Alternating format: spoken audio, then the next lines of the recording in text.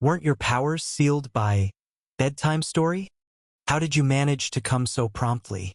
After glancing at the door where the startled Miss Crasher stood with her mouth covered, and then at Prince Freckles' face, which was showing an extremely complicated expression, the wicked Duke, who seemed to be caught in an affair by his brother-in-law, opened his mouth feebly.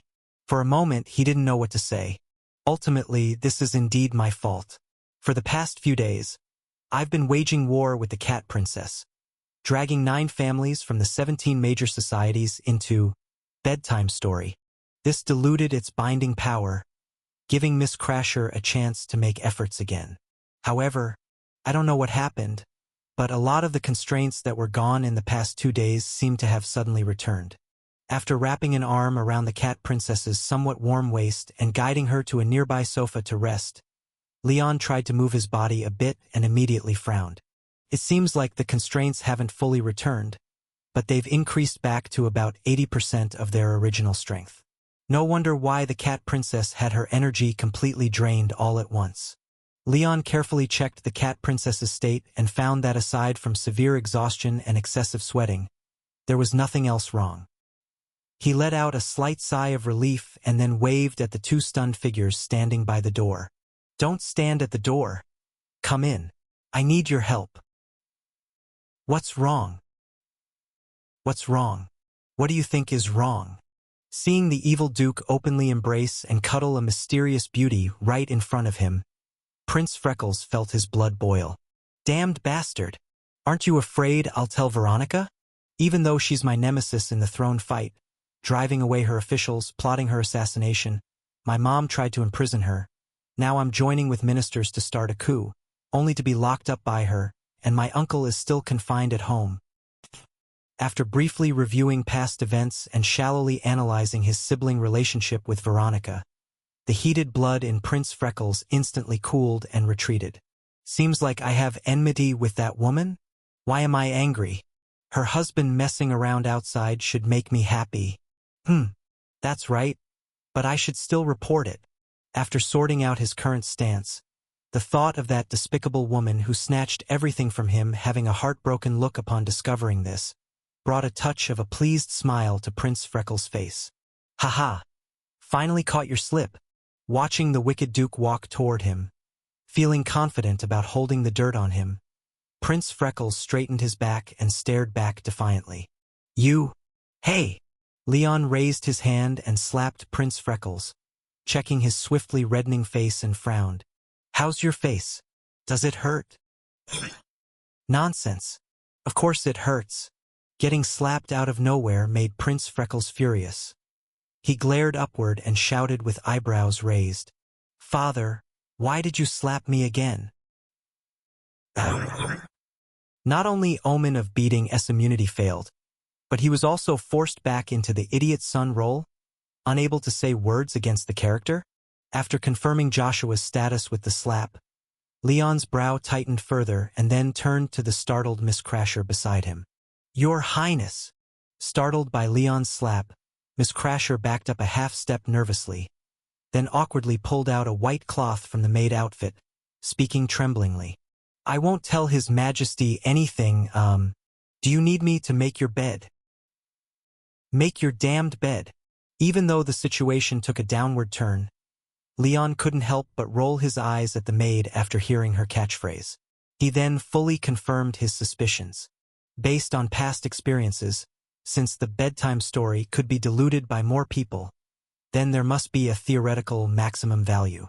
If only the Cat Princess and I were bound, then perhaps the narration of non-existence adjusted its target, weakening the effect on others, focusing on us. But it's not just me and the Cat Princess now. Even Joshua and Miss Crasher are further restrained. The only possibility is that the maximum value of bedtime story has suddenly spiked substantially. So, how did the narration of non-existence do it? No, it still isn't strong enough. After feeling the state of bedtime story with closed eyes, the black crow on Princess Catherine's shoulder opened its beak and urged sternly, "Keep finding more people, at least 3 more sleeping caps, to get the story back on track." "Sir, truly there aren't any more people. Facing narration of non-existence's command, Princess Catherine's white snake earrings swayed, answering hesitantly, "You know the situation in the society. Not everyone shares our vision. At least half joined for shelter from the cleaners' persecution, pushed in for warmth, not bound strongly. And if they wear your sleeping cap, not only will they lose all their powers, turning temporarily into a normal human, but also face risks of death in the story most refuse. Tell them, members who refuse this time will be removed from the Book of Law Shards when I return. Additionally, the operation on the Thousand Sails maritime country succeeded yesterday. For some reason looking extremely fatigued, narration of non-existence continued in a hoarse tone. The thick fog above the covered moon sea was broken during the day. The kingship of the Thousand Sails maritime country has turned dead.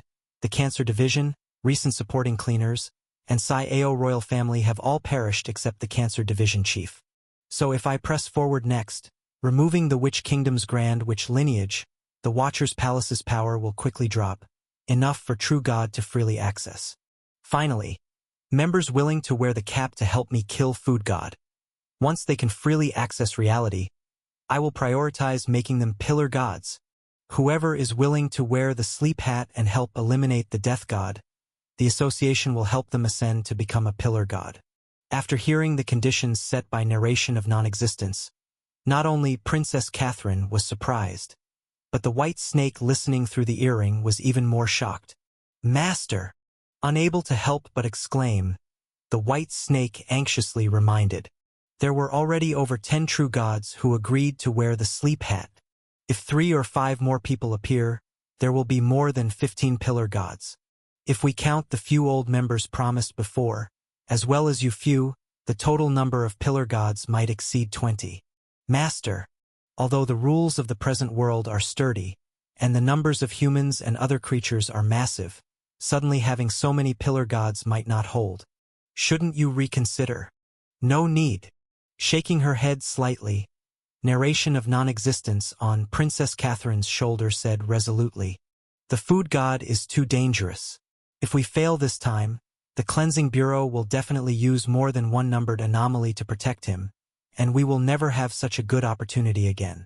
White Snake, you immediately sign the words I just said at the top of the law book fragment, and then take everyone to see it.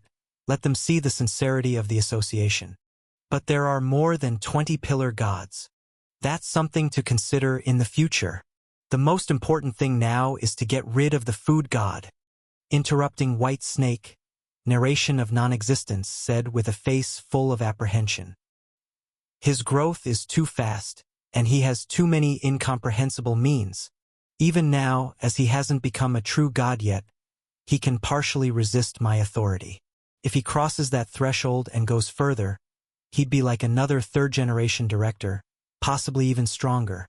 And when the third-generation director was still alive, the Cleansing Bureau directly controlled the Star Realm, completely sealing the entry and exit channels, spent nearly 20 years, slaughtered from the abyss bottom to the peak of Heavenly Mountain. If he hadn't been held up at the end, all the true gods of the present world might have been wiped out by him then. White Snake, let me ask you, if there's really another third-generation director-level monster in the future, do you think the Cleansing Bureau will mess up again? Can they complete the plan that the third-generation director didn't? This, following the narrative of narration of non-existence, imagining that scene, Princess Catherine and her white snake earring shivered involuntarily. Whether they can support so many pillar gods is the present world's issue, but if they can't take down the food god this time, the unlucky ones will be them. The last third-generation director almost wiped out the true gods of the present world in less than 20 years, and this new third generation is damn much younger, being hunted by a monster of this level for 100+ years. Whoever it is will face a dead end. Suddenly remembering something, the lifelike white snake earring turned around and glanced at the Princess Catherine wearing her. Reasonably speaking, there seems to be someone unafraid of the food god. If the food god really escapes this time, the truth mastered by the raven seems to instantly change in value, and the stronger the food god gets, the higher the value of the raven's disaster avoidance becomes. Wait, thinking about this, White Snake's mind buzzed suddenly. recalling the prophecy made by the Grand Wizard King upon seeing the raven disguised as Princess Catherine. I think I recognize you. Good luck. The future of the Slaughter King Association is entirely up to you. The future of the Slaughter King Association depends on the raven. Could it be referring to this?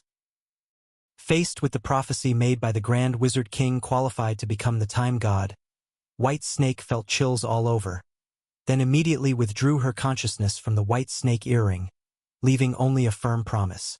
I'll go find people immediately. I'll pull in whoever I can. Go ahead. Seeing White Snake under her reminder, understood the crux of the matter, Narration of Non-Existence nodded slightly satisfactorily, then turned to look at Princess Catherine by the side, her eyes flickering uncertainly. Raven, what do you plan to do next? Ah! Hearing the strange inquiry from Narration of Non-Existence, Princess Catherine was slightly taken aback, then squeezed a smile to please. I don't have any specific ideas. Whatever you tell me to do, I'll do. Good. Noticing the raven was somewhat restless, seemingly starting to resist the truth against her bedtime story, she became honest again. The pitch-black raven nodded slightly, then gazed at Princess Catherine and said, Raven, I know you don't want to face the food god. You feel that with your disaster avoidance. You can preserve your life in his hands, so you've always wanted to quit my plan. I didn't. You did. Interrupting the raven incarnation of Narration of Non-Existence said solemnly.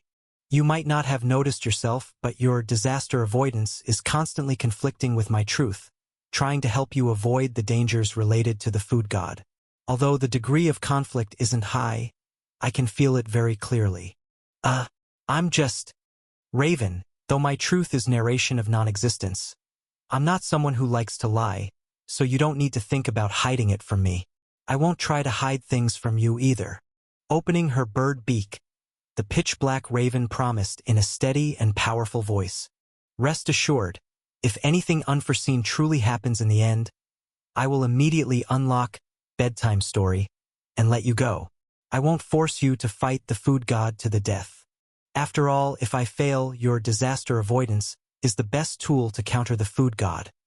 Both I and the Slaughter King Association need you. Directly opening up and sharing everything, the raven incarnation of Narration of Non-Existence flapped her wings, speaking exceptionally honestly. I know because you have an escape route, you have some other plans in your heart, but I don't intend to blame you. I only hope you can hold on a bit longer, try to seize this last chance with me. White Snake has now gone to find people. My story will soon return to its track. As long as you're willing to hold on a bit longer, we will definitely be able to eliminate this grave threat for the association. All right? Confronted with Narration of Non-Existence, who could have forcibly commanded her, but chose to speak openly and honestly, Princess Catherine couldn't help but show a hint of emotion in her eyes, then slowly nodded in promise. I will. What exactly do I need to do? Phew, at least I've taken care of this major destabilizing factor. Seeing the raven, having been persuaded, finally dispelled other ideas and no longer randomly impacted her truth.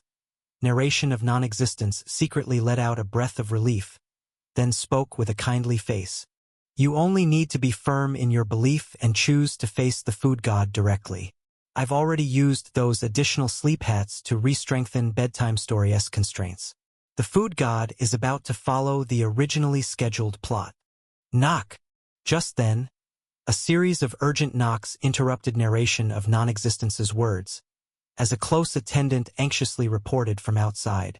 Your Highness, that Prince Leon has blocked the Grand Wizard Court with people, wanting you to go out and see him immediately. On my way. Seeing the story that had already escaped control finally return to the right track, the raven on Princess Catherine's shoulder couldn't help but show a hint of smile, then urged, Let's go. The next story node is here. It's our stage now. Can you wait a little? What's wrong?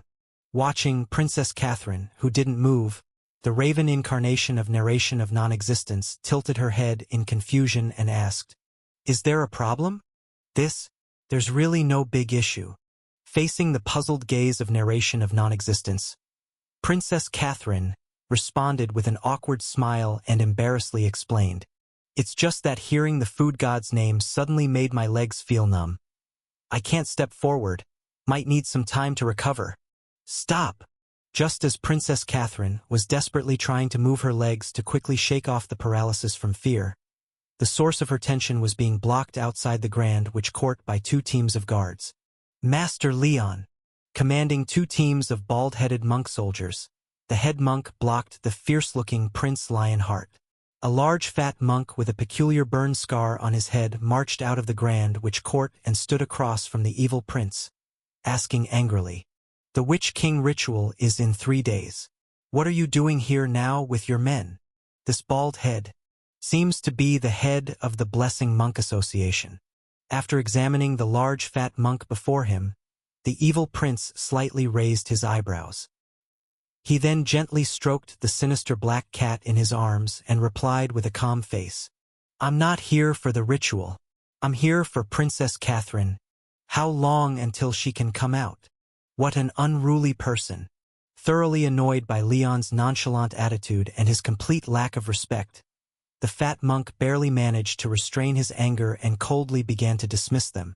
"Please leave immediately. Princess Catherine is busy preparing for the Witch King ritual and has no time for your visit." Upon hearing the fat monk's words, Leon, who had dawdled on the way for over 2 hours thanks to the resistance provided by materialism, and was finally dragged over by the bedtime story, was suddenly overjoyed. "All right, I'll leave right away." Watching as Leon, holding his black cat, turned away without even bothering to argue, the head of the Blessing Monk Association opened his mouth wide, unable to believe what was happening before his eyes. "Aren't you, as an ambitious man, just a bit too agreeable? And come to think of it, you came here with such a big show only to leave after I put up a small hurdle?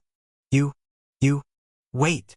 With an incredibly bewildered expression, as the fat monk looked on, the supposedly busy, and with absolutely no time Princess Catherine actually hurried out from the inner court, shaking off the maid holding her train, and frantically called out to Prince Lionheart, "Don't leave! Come back!" Accompanying Princess Catherine's timid shouts, a pitch-black crow circled in the sky and then quietly folded its wings, landing on the bone spire of the Grand Witch Court, fixating its coal-black eyes on Leon's retreating back. With the bizarre gaze from the pitch-black crow, countless hair-thin invisible strands emerged from everyone present, twisting and tangling into strong loops of rope that aimed to ensnare the departing Leon. In the crow's black eyes, like two deep pools, these loops formed by the bedtime story would meet resistance from a crimson light every time they moved towards Leon. Only a mere half would manage to stick while the rest were repelled. In contrast, the black cat in Leon's arms was tightly bound by numerous invisible strands despite the evil prince shielding it with his body. Only when Leon petted it did the crimson glow allow it a little movement. What exactly is this red light?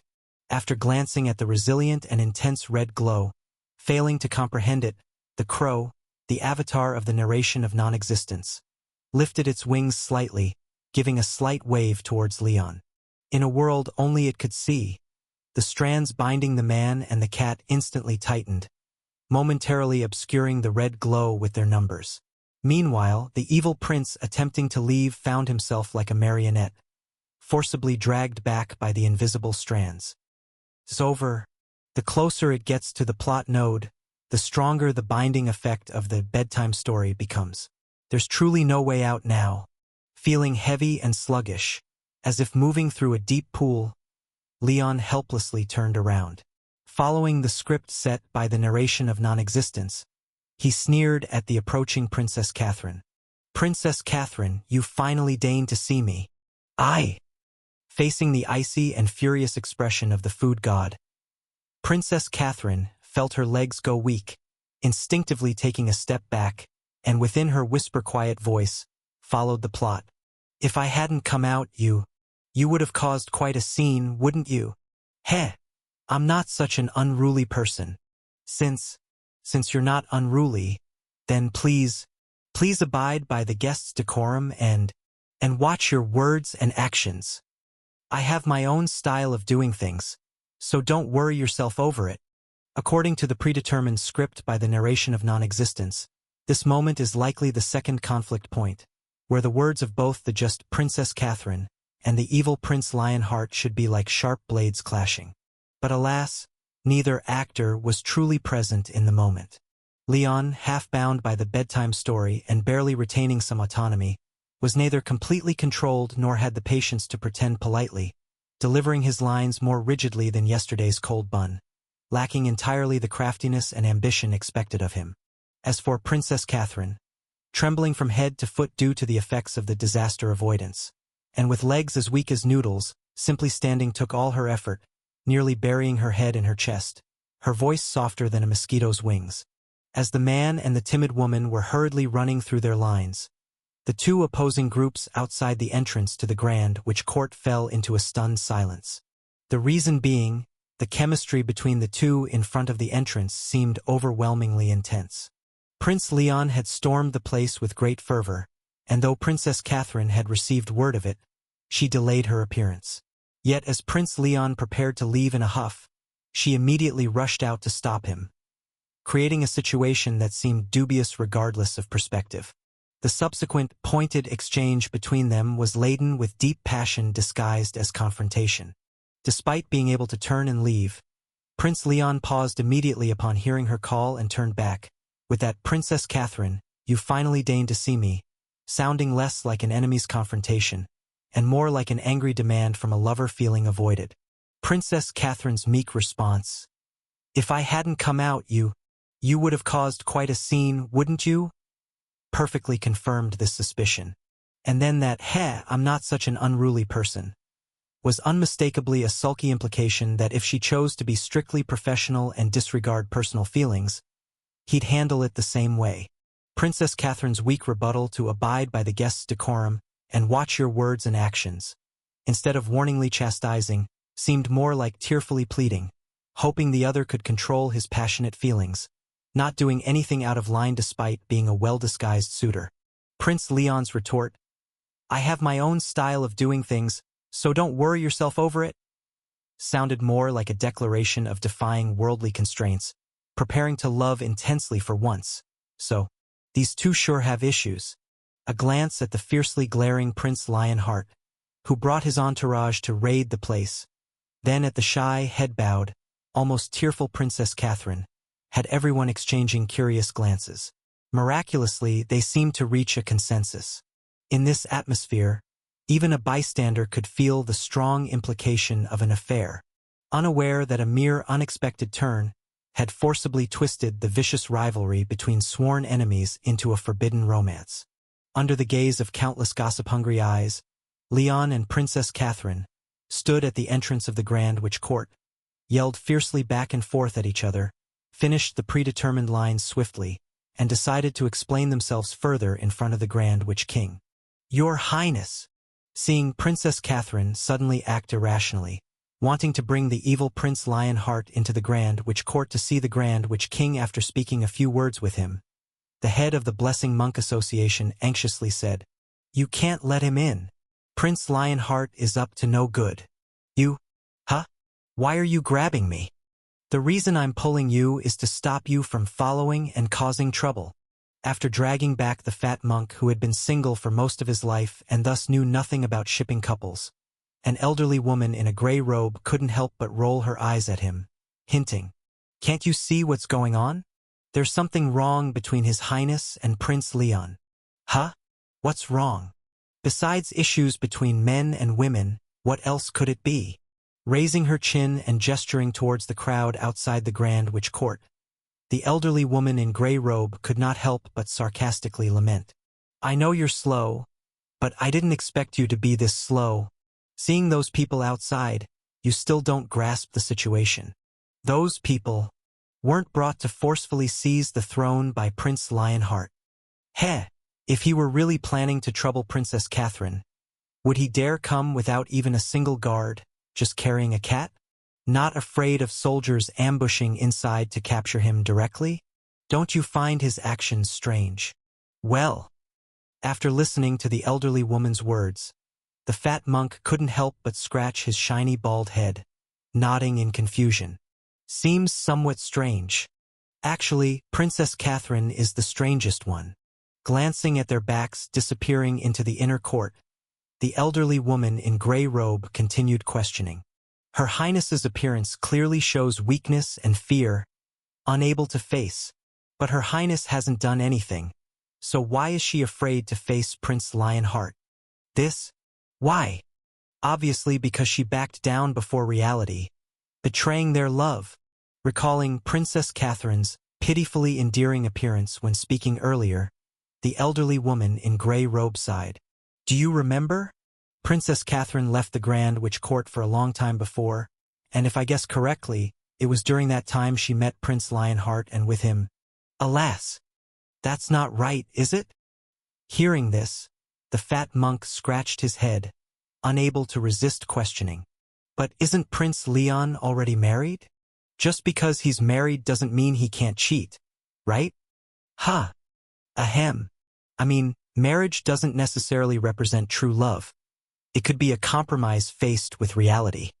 Facing the astonished looks of those around her, the elderly woman in gray robe coughed awkwardly, trying to cover up her words, and continued. Anyway, with my experience of being married 15 times, there must be an extraordinary intimate relationship between Princess Catherine and Prince Leon. Without us watching them, they might already be holding each other right now. SK. Can't kill her after all. Using both arms to squeeze for a while, unable to strangle Princess Catherine. Not even leaving a mark on his neck, Leon couldn't help but pout in disappointment, tossing Princess Catherine out of his arms.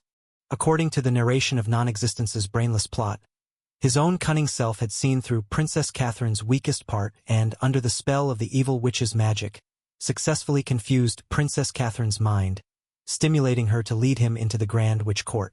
Just when Princess Catherine brought him to see the Grand Witch King, trying to prove herself as a qualified heir, he would attack from behind, strangle her unconscious, and force down the evil witch's magic potion, transforming her into a speechless white cat and having the evil witch take over her identity. Why aren't you fainting yet? Seeing Princess Catherine sitting on the ground in horror, frantically scooting back with her butt, Leon squinted his eyes, then bent over to grab his ankle, dragging him up from the ground, gently encircling her neck with his strong arm. Help! Help! Someone help! As Leon switched from squeezing to strangling, the protection imposed on Princess Catherine by Bedtime Story finally made a slight concession, allowing his arm to wrap around Princess Catherine's neck. After a moment of panic struggle, Princess Catherine gradually lost consciousness due to lack of oxygen, slowly straightening her legs. As the evil prince exerted all his strength, preparing to take the opportunity to reshape his cervical spine, the distinct control sensation of Bedtime Story descended once again, countless invisible binding threads rushing in, timely pulling away Leon's arm. Too bad. If only materialism were a bit stronger.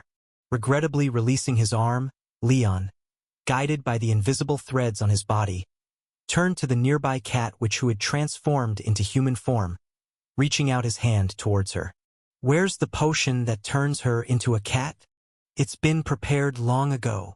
Under the constraint of Bedtime Story, showing a smile with 3 parts allure, 7 parts evil, the cat which flipped her fair wrist slightly, retrieved a clay-fired small bottle from beneath her black robe, then covered her lips with one hand and, according to the plot, chuckled wickedly.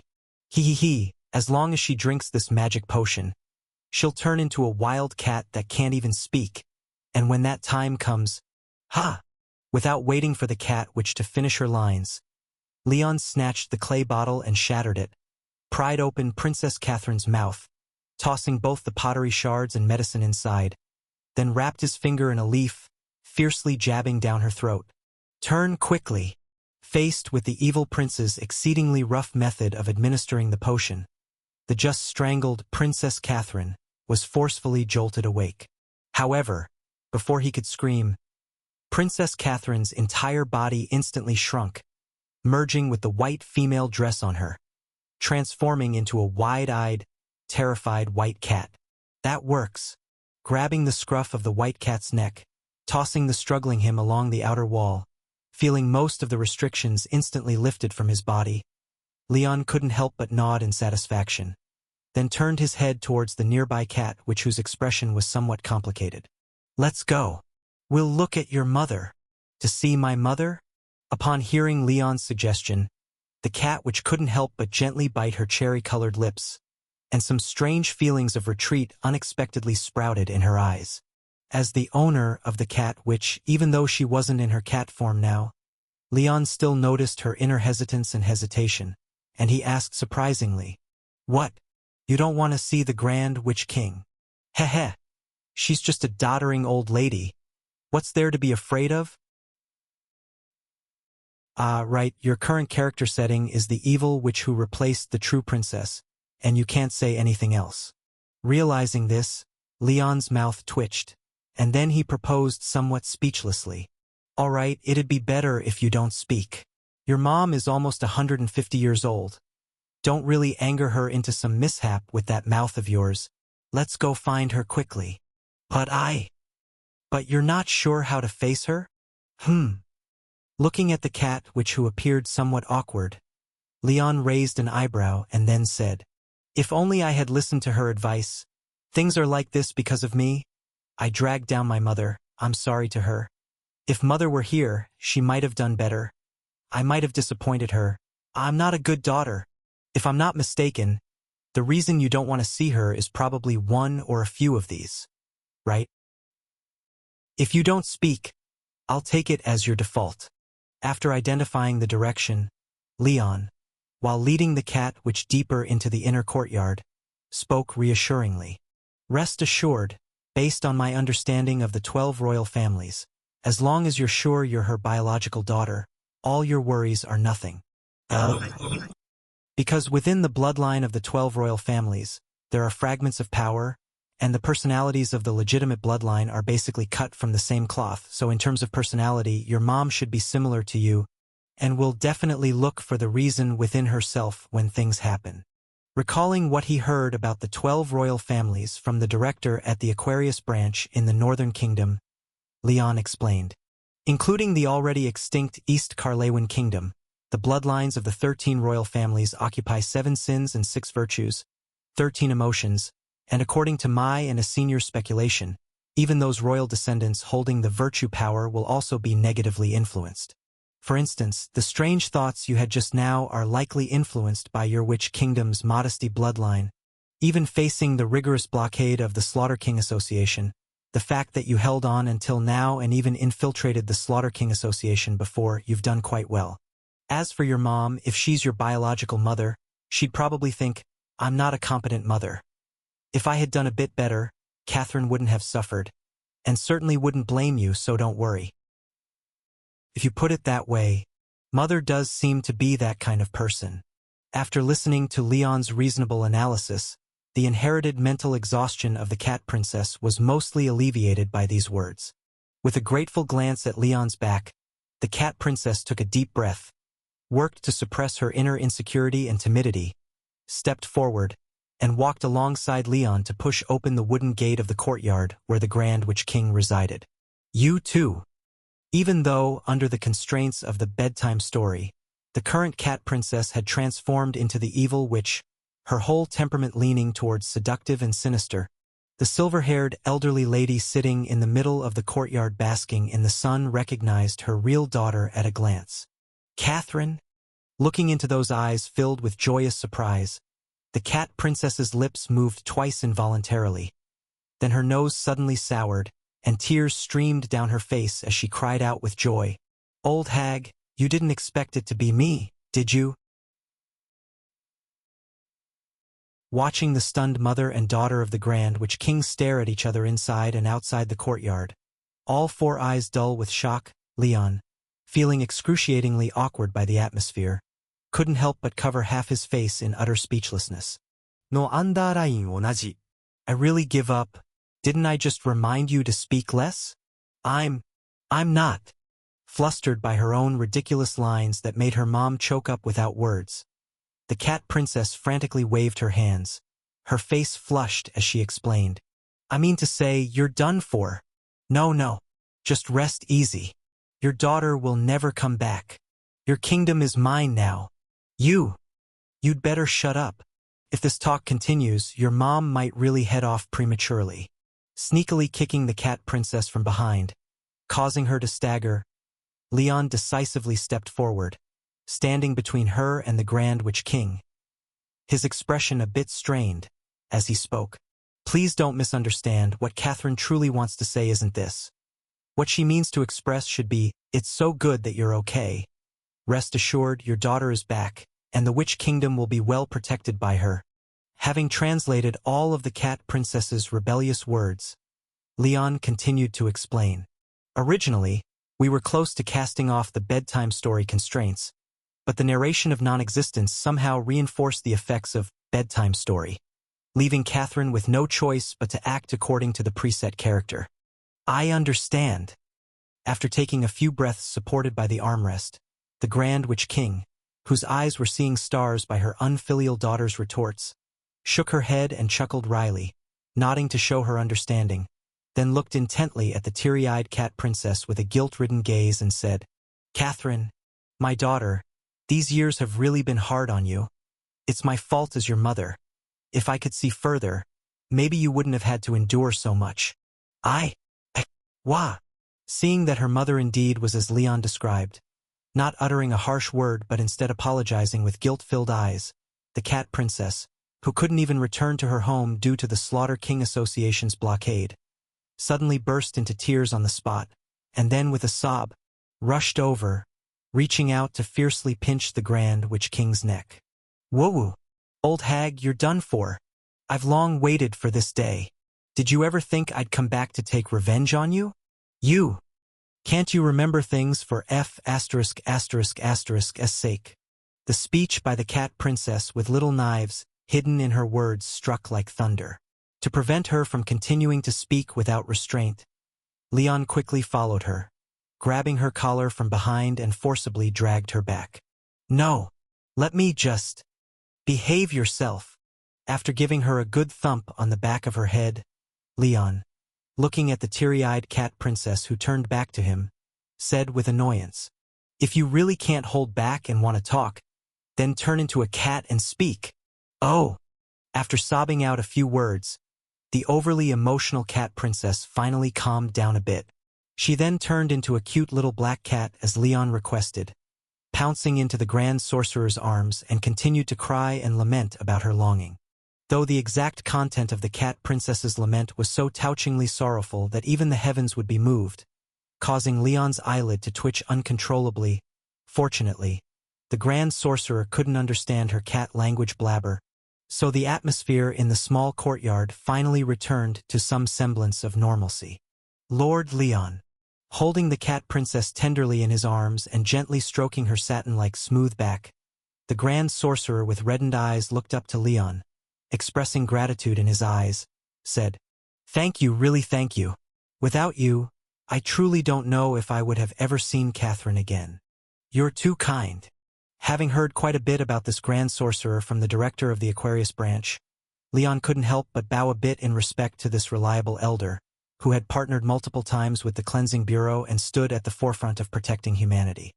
He then said with a slightly apologetic look, Lord Bekinsale, sorry for interrupting your reunion with Princess Catherine, but the binding of the bedtime story is growing stronger, and the threat of the Slaughter King Association is not yet resolved.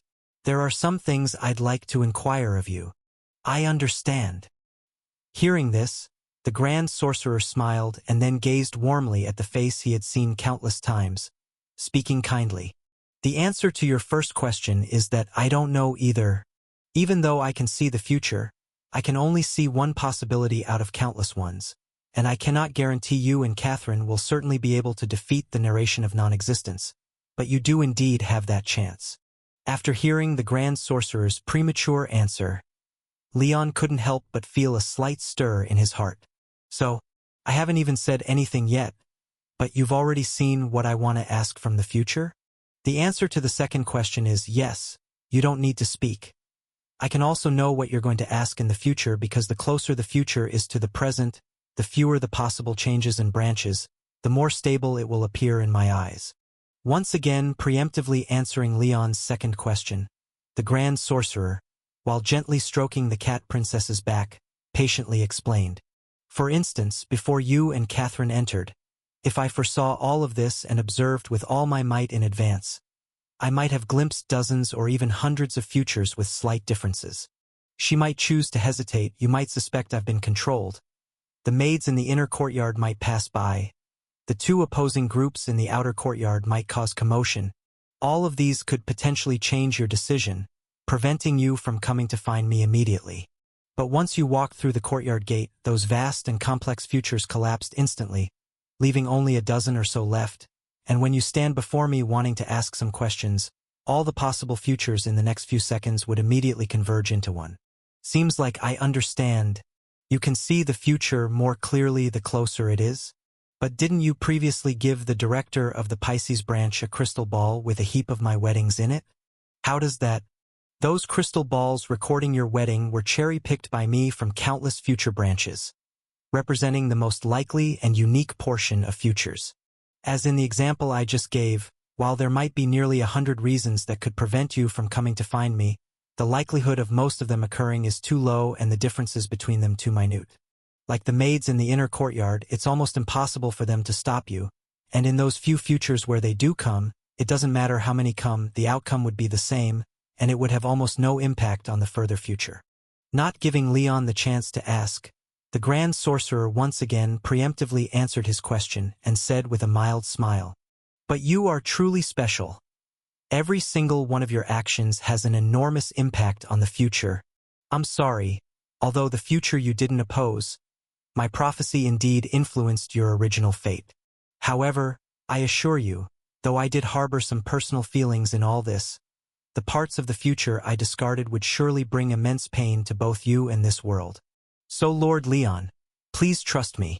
Though I made some prophecies, I did not attempt to manipulate your destiny, only gently nudged it from the side to avoid dangerous futures that would lead you and this world to tragedy, and did nothing more." She must be telling the truth. After taking a glimpse at the Grand Sorcerer's stable and sincere soul, Leon nodded slightly, releasing the hold of his finger from the ram horn, showing agreement with her explanation. The Grand Sorcerer seemed to have anticipated his reaction, displaying a relieved expression even before Leon nodded, proactively stating with a smile, "And your child? I won't reveal the name, although the name has been chosen by you. Giving a name to your own child is an incredibly joyful event for parents, and I shouldn't spoil your future happiness. Furthermore, your child with Her Majesty Veronica, although bearing fragments of power in your bloodlines, really has some influence. But over these days I've already interacted with that child dozens of times. You can rest assured this child won't develop personality issues due to hereditary traits." Thanks." Feeling somewhat embarrassed, Leon expressed gratitude, then pondered the words of the Grand Sorcerer before asking with slight confusion, "But just now didn't you say the future holds countless branches and isn't fixed? If that's the case, the future where I have a child shouldn't be fixed either. How could you previously contact my child? Because the non-fixed nature of the future is itself a kind of relative non-fixed." Sitting in a chair stroking the cat, stroking his daughter, the Grand Sorcerer didn't preempt Leon's question this time. Instead, he gently patted the armrest of the chair and then, gazing at Leon's puzzled expression, answered with a somewhat quirky smile. "In different futures, the person sitting in this chair sunbathing may change, but the sun in the sky in every future I can see will always be the same sun, so no matter how the future changes, certain people and events are destined to happen. And the child between you and Her Majesty Veronica is such a case. Regardless of who you ultimately choose to marry, there will always be a child between the two of you. The only difference is whether it's sooner or later." After discerning the underlying meaning in the great Shaman King's words, Leon couldn't help but twitch the corner of his mouth, momentarily at a loss for words. "No matter whom I marry, I will definitely have a child with Veronica?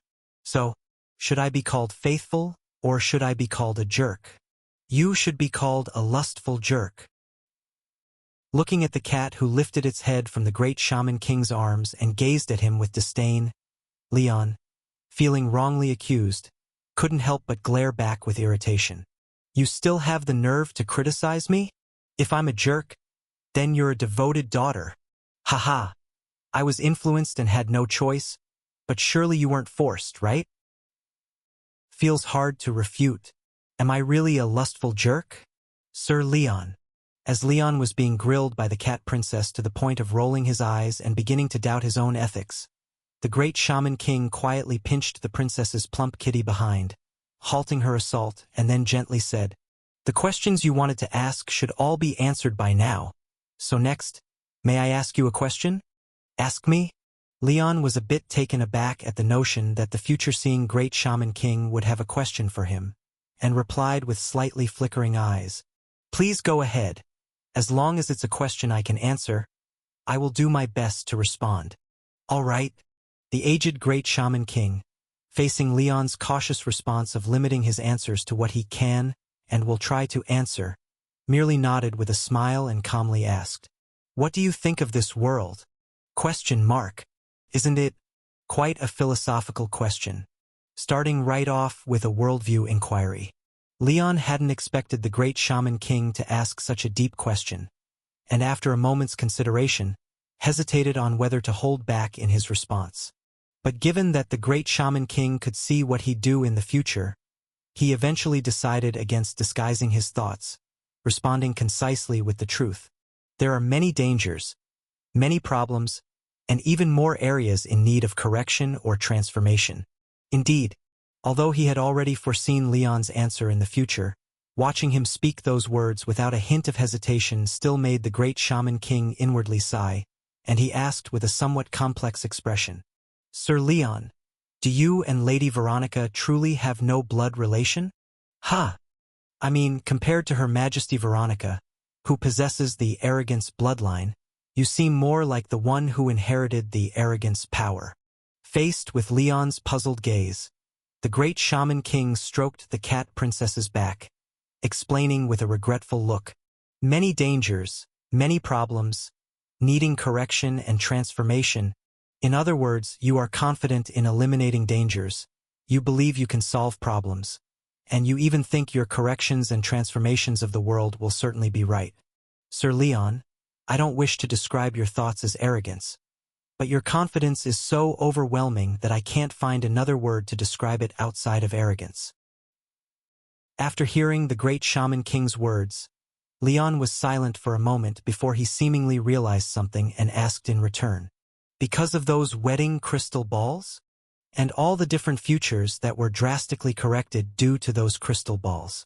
Answering Leon's question, the great shaman king watched him closely while gently stroking the astonished cat princess and continued, "In those different futures, although you marry various wives, encounter many different people, and walk entirely different paths, there is one thing you always do.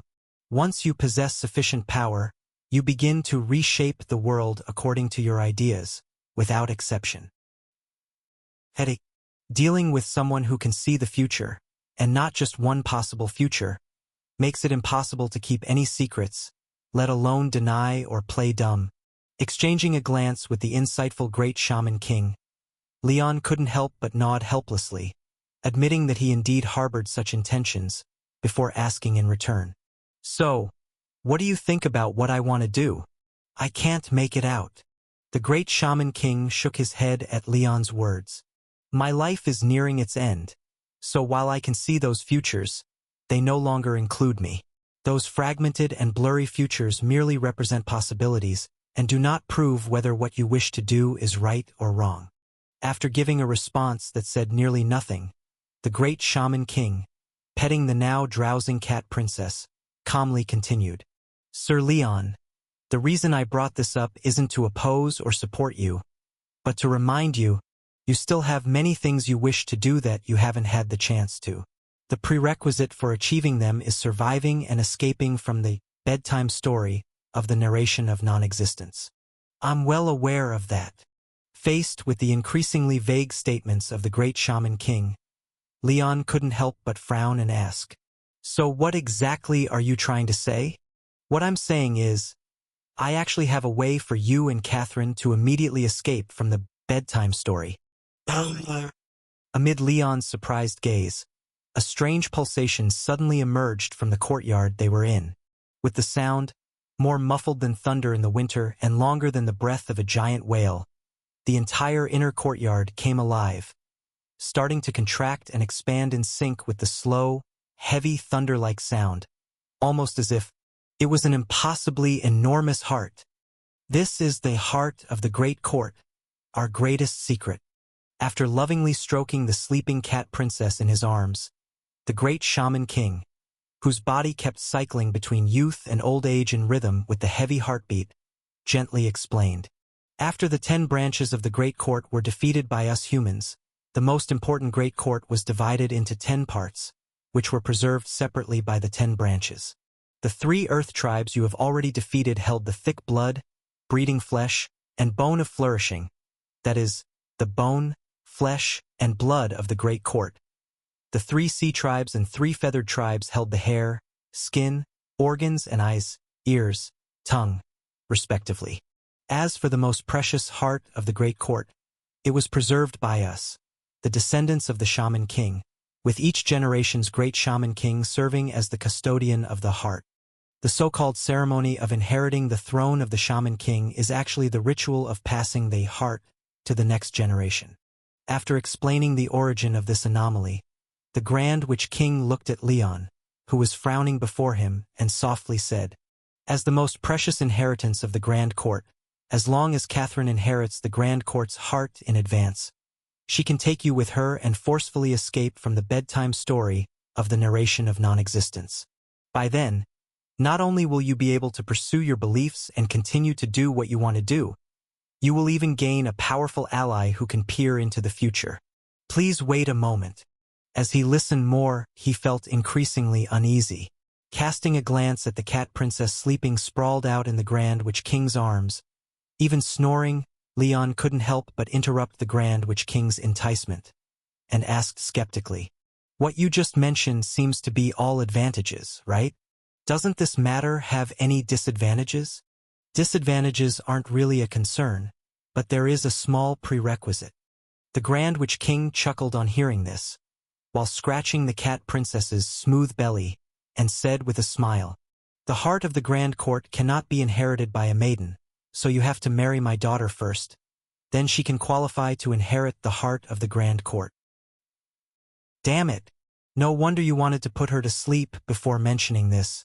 How is this a heart of the Grand Court? This is clearly more like a heart of matchmaking. Let's forget it. Faced with the outrageous proposal from the Grand Witch King, Leon's mouth twitched slightly, then decisively rejected it.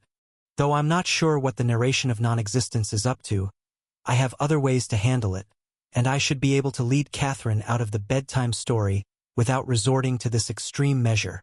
Not necessarily having to resort to such a last resort. Alas, what a pity."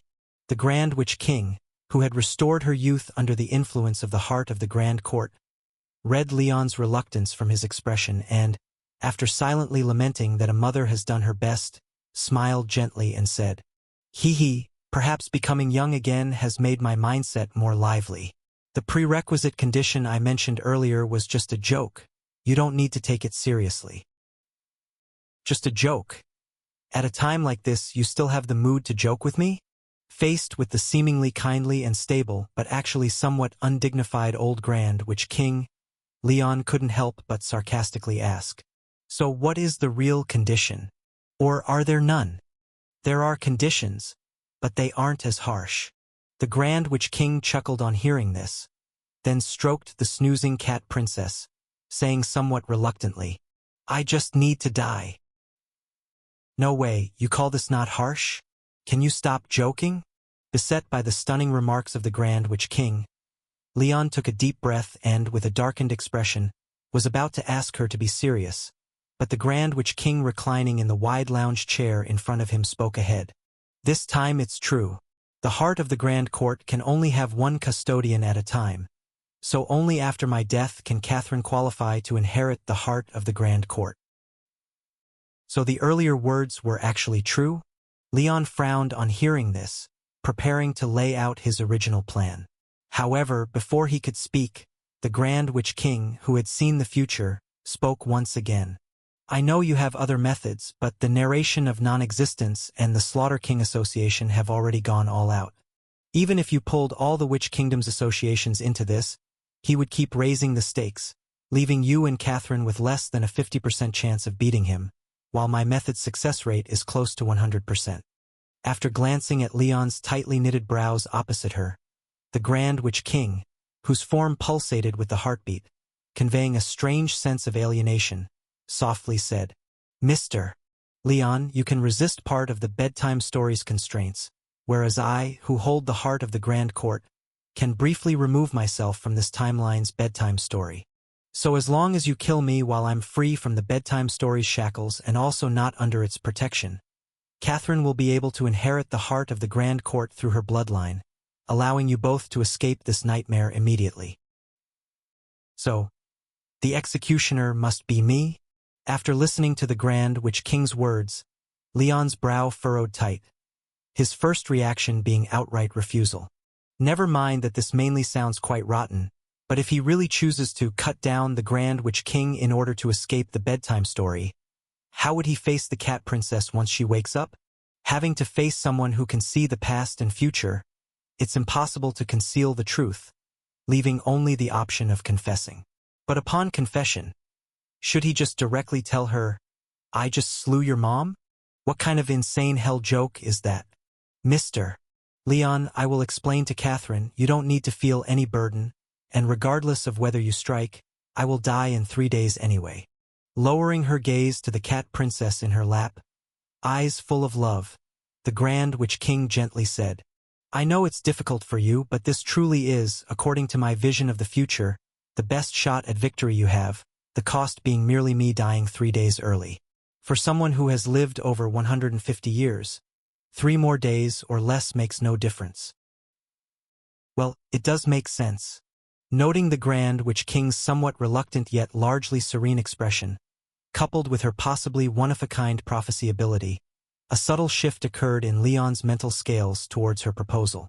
If it's merely a matter of 2 or 3 days and coming from the person involved, then perhaps it's not. Be Kinsel! Just as Leon was somewhat swayed, a voice, indistinguishable between male and female, suddenly called out from above the small courtyard. A raven shrouded in black smoke circled twice in the air before landing on the top of a large tree in the courtyard, its eyes fixed fiercely on the Grand Witch King, shrieking in shock and anger. "Do you know what you're doing?" "Oh no!" Seeing the suddenly appearing black raven, the Grand Witch King's expression tightened slightly. She hurriedly moved to drive it away. But before she could act, the raven, who guessed her intent, opened its beak wide, calling out sharply, "Food God! Her time has already merged with the heart of the Grand Court. Without undergoing the Witch King's ceremony, separation is impossible. If you kill her now, she not only will die completely, but her time will also be devoured by the heart of the Grand Court. Then she will become a spirit without time, returning to the past before inheriting the heart of the Grand Court, forever wandering in that time that belongs solely to her, until the entire world is utterly destroyed. If one dies before undergoing the stripping of the Witch King's ritual, will the Grand Witch King become a ghost lost to time, forever wandering in the past?" After hearing the truth revealed by the narration of non-existence, Leon's brow subtly lifted. Certain aspects that had previously seemed strange were finally explained rationally at this moment. If the situation is truly as the Grand Witch King described, and all she needs is to live just a few dozen hours less, then she could have directly discussed it with both myself and the Cat Princess. There was no need to secretly put the Cat Princess to sleep, specifically to avoid this conversation. Later, when she rambled on with me about her views on the world, reminding me of things yet undone, and hinting that I may not be able to defeat the narration of non-existence, all of it was laying groundwork for this very moment.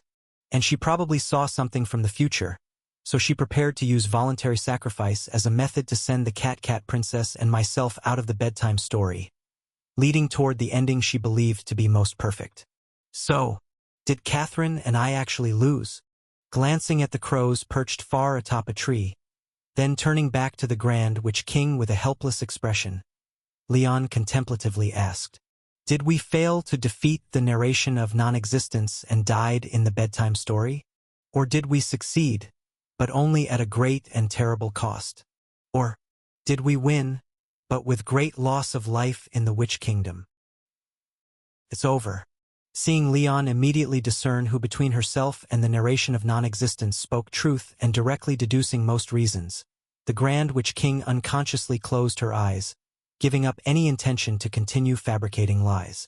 This newly appointed Aquarius director of the Purification Bureau has an unusually heavy suspicion. Even faced with an absolutely reliable ally like myself, he would not trust me completely. Any little oddity, and he grows instantly suspicious. Before the narration of non-existence arrived, I could rely on his unfamiliarity with the Witch King's ritual, using my ability to glimpse the future to keep him appeased. But after the narration came calling, awakening him entirely, he could no longer believe anything I had previously said. I can't give too many specifics, but your and Catherine's future indeed looks grim. Indirectly admitting that what the narration of non-existence said was true, the Grand Witch King, with her plans having failed, gave a bitter smile looking at Leon, whose expression suggested he'd expected this, and endeavored to persuade. Sir Leon, you need not bear any psychological burden. All this was of my own volition, and to lose the time coexisting with the heart of the garden, returning to the past, truly isn't as painful a matter as it may seem. It indeed isn't painful, because if your time is consumed by the garden heart, even the ability to suffer pain is stripped away. Interrupting the Grand Witch King's words, the black crow atop the treetop grimly remarked, unable to move, unable to touch, without a body, without a soul, lacking even the qualification to collapse or go mad, forced to remain as an unchangeable observer, eternally wandering in a fixed past. This is absolutely the most terrifying punishment in this world. Bekinsel, if your daughter knew you chose this future to save her, she would, Under Leon's astonished gaze, the tree where the black crow perched seemed to be caught in a turbulent time stream. A vast portion of its canopy was instantly torn apart into dozens of different zones. Some buds sprouting, others withering and decayed, some lush green, others yellowing and decline. As for the black crow on the treetop, amidst the intense surrounding heartbeat, it was forcibly torn into dozens of different postures, from taking flight to standing alone with eyes closed. With the time no longer stable around it, the once fluid language of the narration of non-existence was synchronously shredded, completely losing coherence and logic, transforming into a mass of scattered and nonsensical chaotic words. Incapable, your daughter, punishment, food god. So that's it. Apparently aware of the temporal anomaly around it, the black crow flapped its wings, departing the treetop and flying back to the sky, escaping the fragmented time around. Glaring down at the clearly irritated Grand Witch King below, it sneered, defiantly declaring, Bekinsel, if you had previously agreed to my terms and consented to become the time god, perhaps you truly could have shattered my time. But now, you're just a mixed-blood human nearing old age, even with the backing of the heart of the garden. Bang! With a gunshot, Leon exploded the circling crow above into a mass of black smoke, then put away the greatly dusty sniper rifle, turning his gaze towards the Grand Witch King clutching her heart beside him. You've temporarily escaped the constraints of bedtime story? Is this the power of the heart of the garden? Yes. Forcing herself to stabilize her increasingly rapid heartbeat, the Grand Witch King, whose age ranged rapidly from 20 to 150, nodded with a pained expression, wheezing. Sir Leon, please believe in the future I've seen. I will not harm you and Catherine, so do as we previously discussed. It's the best in all possible futures. Will doing it as you say lead to the best future? Gazing at the pained Grand Witch King before him, then looking at the still soundly sleeping cat princess, who had fallen to the ground at some point, Leon fell silent. If someone else had said this, I'd surely scoff, saying the future is just among countless possibilities. How it truly unfolds depends on me. But the Grand Witch King is different. Possessing the heart of the garden and of extraordinary attainment in time power, She's likely the strongest seer in all of humanity. Her judgments on the future exceed merely the domain of possibility. If even she believes it's largely possible, I will fail. Furrowing his brow in deep thought for a while, increasingly finding matters troublesome, Leon couldn't help but ask with a deeply knit brow, "Your Majesty, Grand Witch King, was there absolutely no power for Catherine and me to respond in any of the futures you saw?" "There is, but it's really difficult." Hearing this, the Grand Witch King offered a bitter smile. "Like I said before, the narration of non-existence and the Slaughter King Association have already gone all out. Even if you ally all the associations of the Witch Kingdom, they will keep raising the stakes. Your odds of winning against him are only 50%, and the vast majority of those would be Pyrrhic victories. The odds of both you and Catherine surviving together are less than 1 in 5. Moreover, even in those futures where both of you survive, the secret magic city would be reduced to ruins, and the Witch Kingdom would suffer countless casualties under their ever-increasing stakes. Sacrificing me is already the best outcome. Raising the stakes. Countless casualties." After hearing the Grand Witch King's words, Leon furrowed his brows even tighter but still asked unwillingly, "Your Majesty, Grand Witch King, what exactly do you mean by raising the stakes?" "It means leveraging the narration of non-existence's truth to constantly include true gods into the bedtime story." Recalling those vague futures seen, the Grand Witch King couldn't help but sigh, enduring the immense backlash from time, reluctantly spoiling. "Although you've done well enough, the more people you draw into the bedtime story, the more true gods the Slaughter King Association will draw in, forcibly balancing the story's shared constraints. And even if you send signals to bring the Pisces division guarding outside the secret magic city in, the Slaughter King Association and the narration of non-existence will continue raising the stakes. In the end, there could be almost 40 incarnate true gods, so—" "Wait!" Capturing some key information from the Grand Witch King's words, Leon's eyes suddenly lit up. "Are you saying that, in the future, as many as 40 true gods might descend? And not only would they descend physically, but they'd also be trapped in the bedtime story, unable to escape before the story concludes. Is your focus a bit off?" Faced with Leon's strange question, the Grand Witch King nodded with some astonishment. "That's one way to understand it, but they are scattered throughout the entire secret magic city, and unless they reveal themselves, they are no different from ordinary people, so, At this point, the Grand Witch King couldn't help but bend over in pain, her face turning deathly pale, and she trembled uncontrollably, almost falling off her chair. Seeing her as if she might depart at any moment, Leon quickly stopped pondering his banquet plan and asked with concern in his eyes, "What happened to you? Do you need help?" "No, it's nothing, probably just the cost of revealing the future." Gesturing that she was fine, the Grand Witch King sat up with difficulty and explained with a bitter smile, "Whether it's us or those who wield the power of time, we can mostly only observe the future ourselves and cannot directly reveal future events. At most, we can do something on the sidelines to shift the future toward a certain branch. If we reveal a lot of the future to others, and it accumulates to a degree that could cause change, the originally fixed future will be disrupted. Many possible futures would completely disappear, becoming merely memories of the past. The past is dead time. The more these remnants of time accumulate in our memories, the weaker our connection with the authority of time becomes, and we suffer significant harm as a result. I must have revealed too much of the future to you just now, causing a massive death of futures that piled up in my memory and soul, which led to a backlash from the power of time." "I see." Nodding with understanding, Leon helped the Grand Witch King sit properly, and then thoughtfully asked, "Your Majesty, when you revealed the information and caused many futures to perish, did you also create new futures? Are you asking if there's a more perfect choice after I leaked the future?"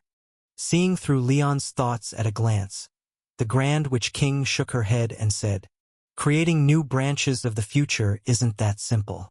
Apart from needing the information I disclosed to you, leading you to make some attempts you wouldn't normally do, it also requires—" "Oh no!" At this point, as if sensing something suddenly, the Grand Witch King abruptly grabbed Leon's arm, urgently urging, "Do it now. The narration of non-existence is counterattacking. It's trying to pull me back. Quick. It will be too late otherwise. Sorry." Taking a deep breath, Leon gently freed himself from the Grand Witch King's arm, then spoke with shimmering eyes. "I feel your suggestion isn't suitable.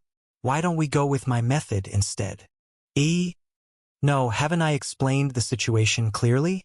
Even if you and Catherine succeed, the cost will be unimaginably high.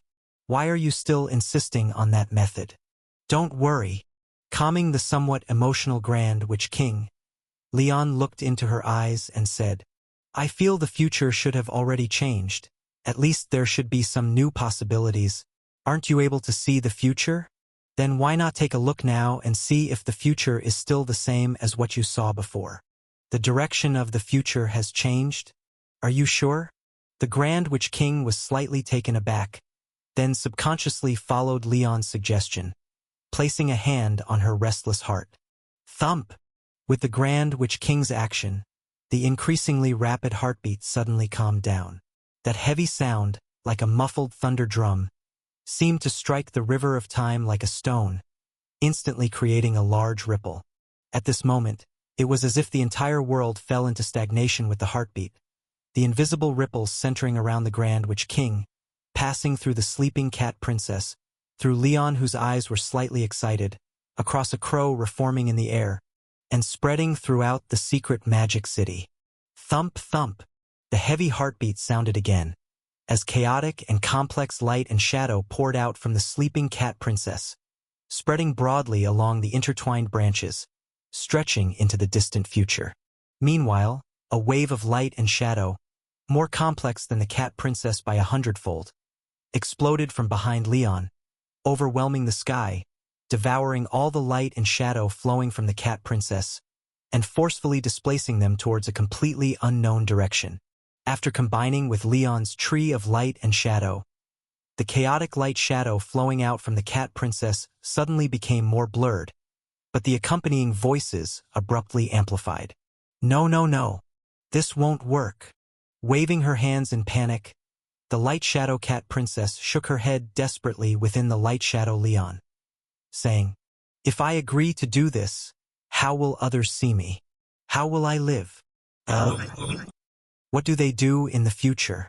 Before the stunned Grand Witch King could take a closer look, a wave of chaotic light and shadow rushed in like a river, forcefully pushing the original future fragments aside and constantly forming all new vague images. "Don't go too far. I am the true god, not a pig. At least, insane. The Lionheart Prince is insane. Princess Catherine is insane too. Help! I'm human. I really am human. Do you think you have one? No. Don't open your mouth. Run. Run fast." After a stream of incomprehensible light and shadow, a familiar black crow wailed helplessly in the sky. "Crazy. You crazy person. You've already lost." The voice, consisting of vastly different emotions but the same tone, abruptly rang in the Grand Witch King's ear, noisily interrupting her gaze into the future. With a somewhat bewildered look, the Grand Witch King lifted her head to see the crow that Leon had just shot, reconstituted from the smoke, its malicious eyes glaring fixedly at the skyward Leon, continually circling while shouting gleefully. "She no longer has the strength to activate the power of the Grand Heart again. You have missed your last chance. Food God. You are done for." You're right." Casually responding, Leon gazed at the increasingly endearing crow in the sky and, after a moment of deliberation, raised his hand, sincerely giving it a thumbs up, sincerely praising. "With such an outstanding pillar god like you, your Slaughter King Association will certainly flourish in the future." "Thriving? What are you talking about?" Although Leon's words were hard to understand, seeing the food god below giving a thumbs up towards him, with eyes full of greed, even with a bird's brain narration of non-existence, could tell this was certainly not something good. "Humph. seemingly disdaining to argue pointlessly with the dying man. The crow incarnation of narration of non-existence continued to circle in the air a few more times, and then gazed mockingly at the 150-year-old condition of the Grand Witch King below. You can only speak pleasantly now. My set story has returned to the track. No matter how you struggle, you will be sent to the gallows in 2 days. Oh, right. Faced with words that seemed humiliating but actually contained a hint of probing, Leon didn't intend to refute but cheerfully nodded and replied, then smilingly informed. I will soon ask His Majesty the Grand Witch King to decree that all societies in the Witch Kingdom be merged into the Ball of Yarn Society. Then establish the national religion of the Witch Kingdom as the cat worship, and stipulate that all people must worship my cat, dragging everyone in the Mephala Kingdom into your story. If you're not ready to give up and want to deal with me, then make sure to call more true gods to help, preferably call down everyone from the Slaughter King Association. Otherwise, I will just run away. Did you hear me clearly? Give a squeak if you heard it clearly.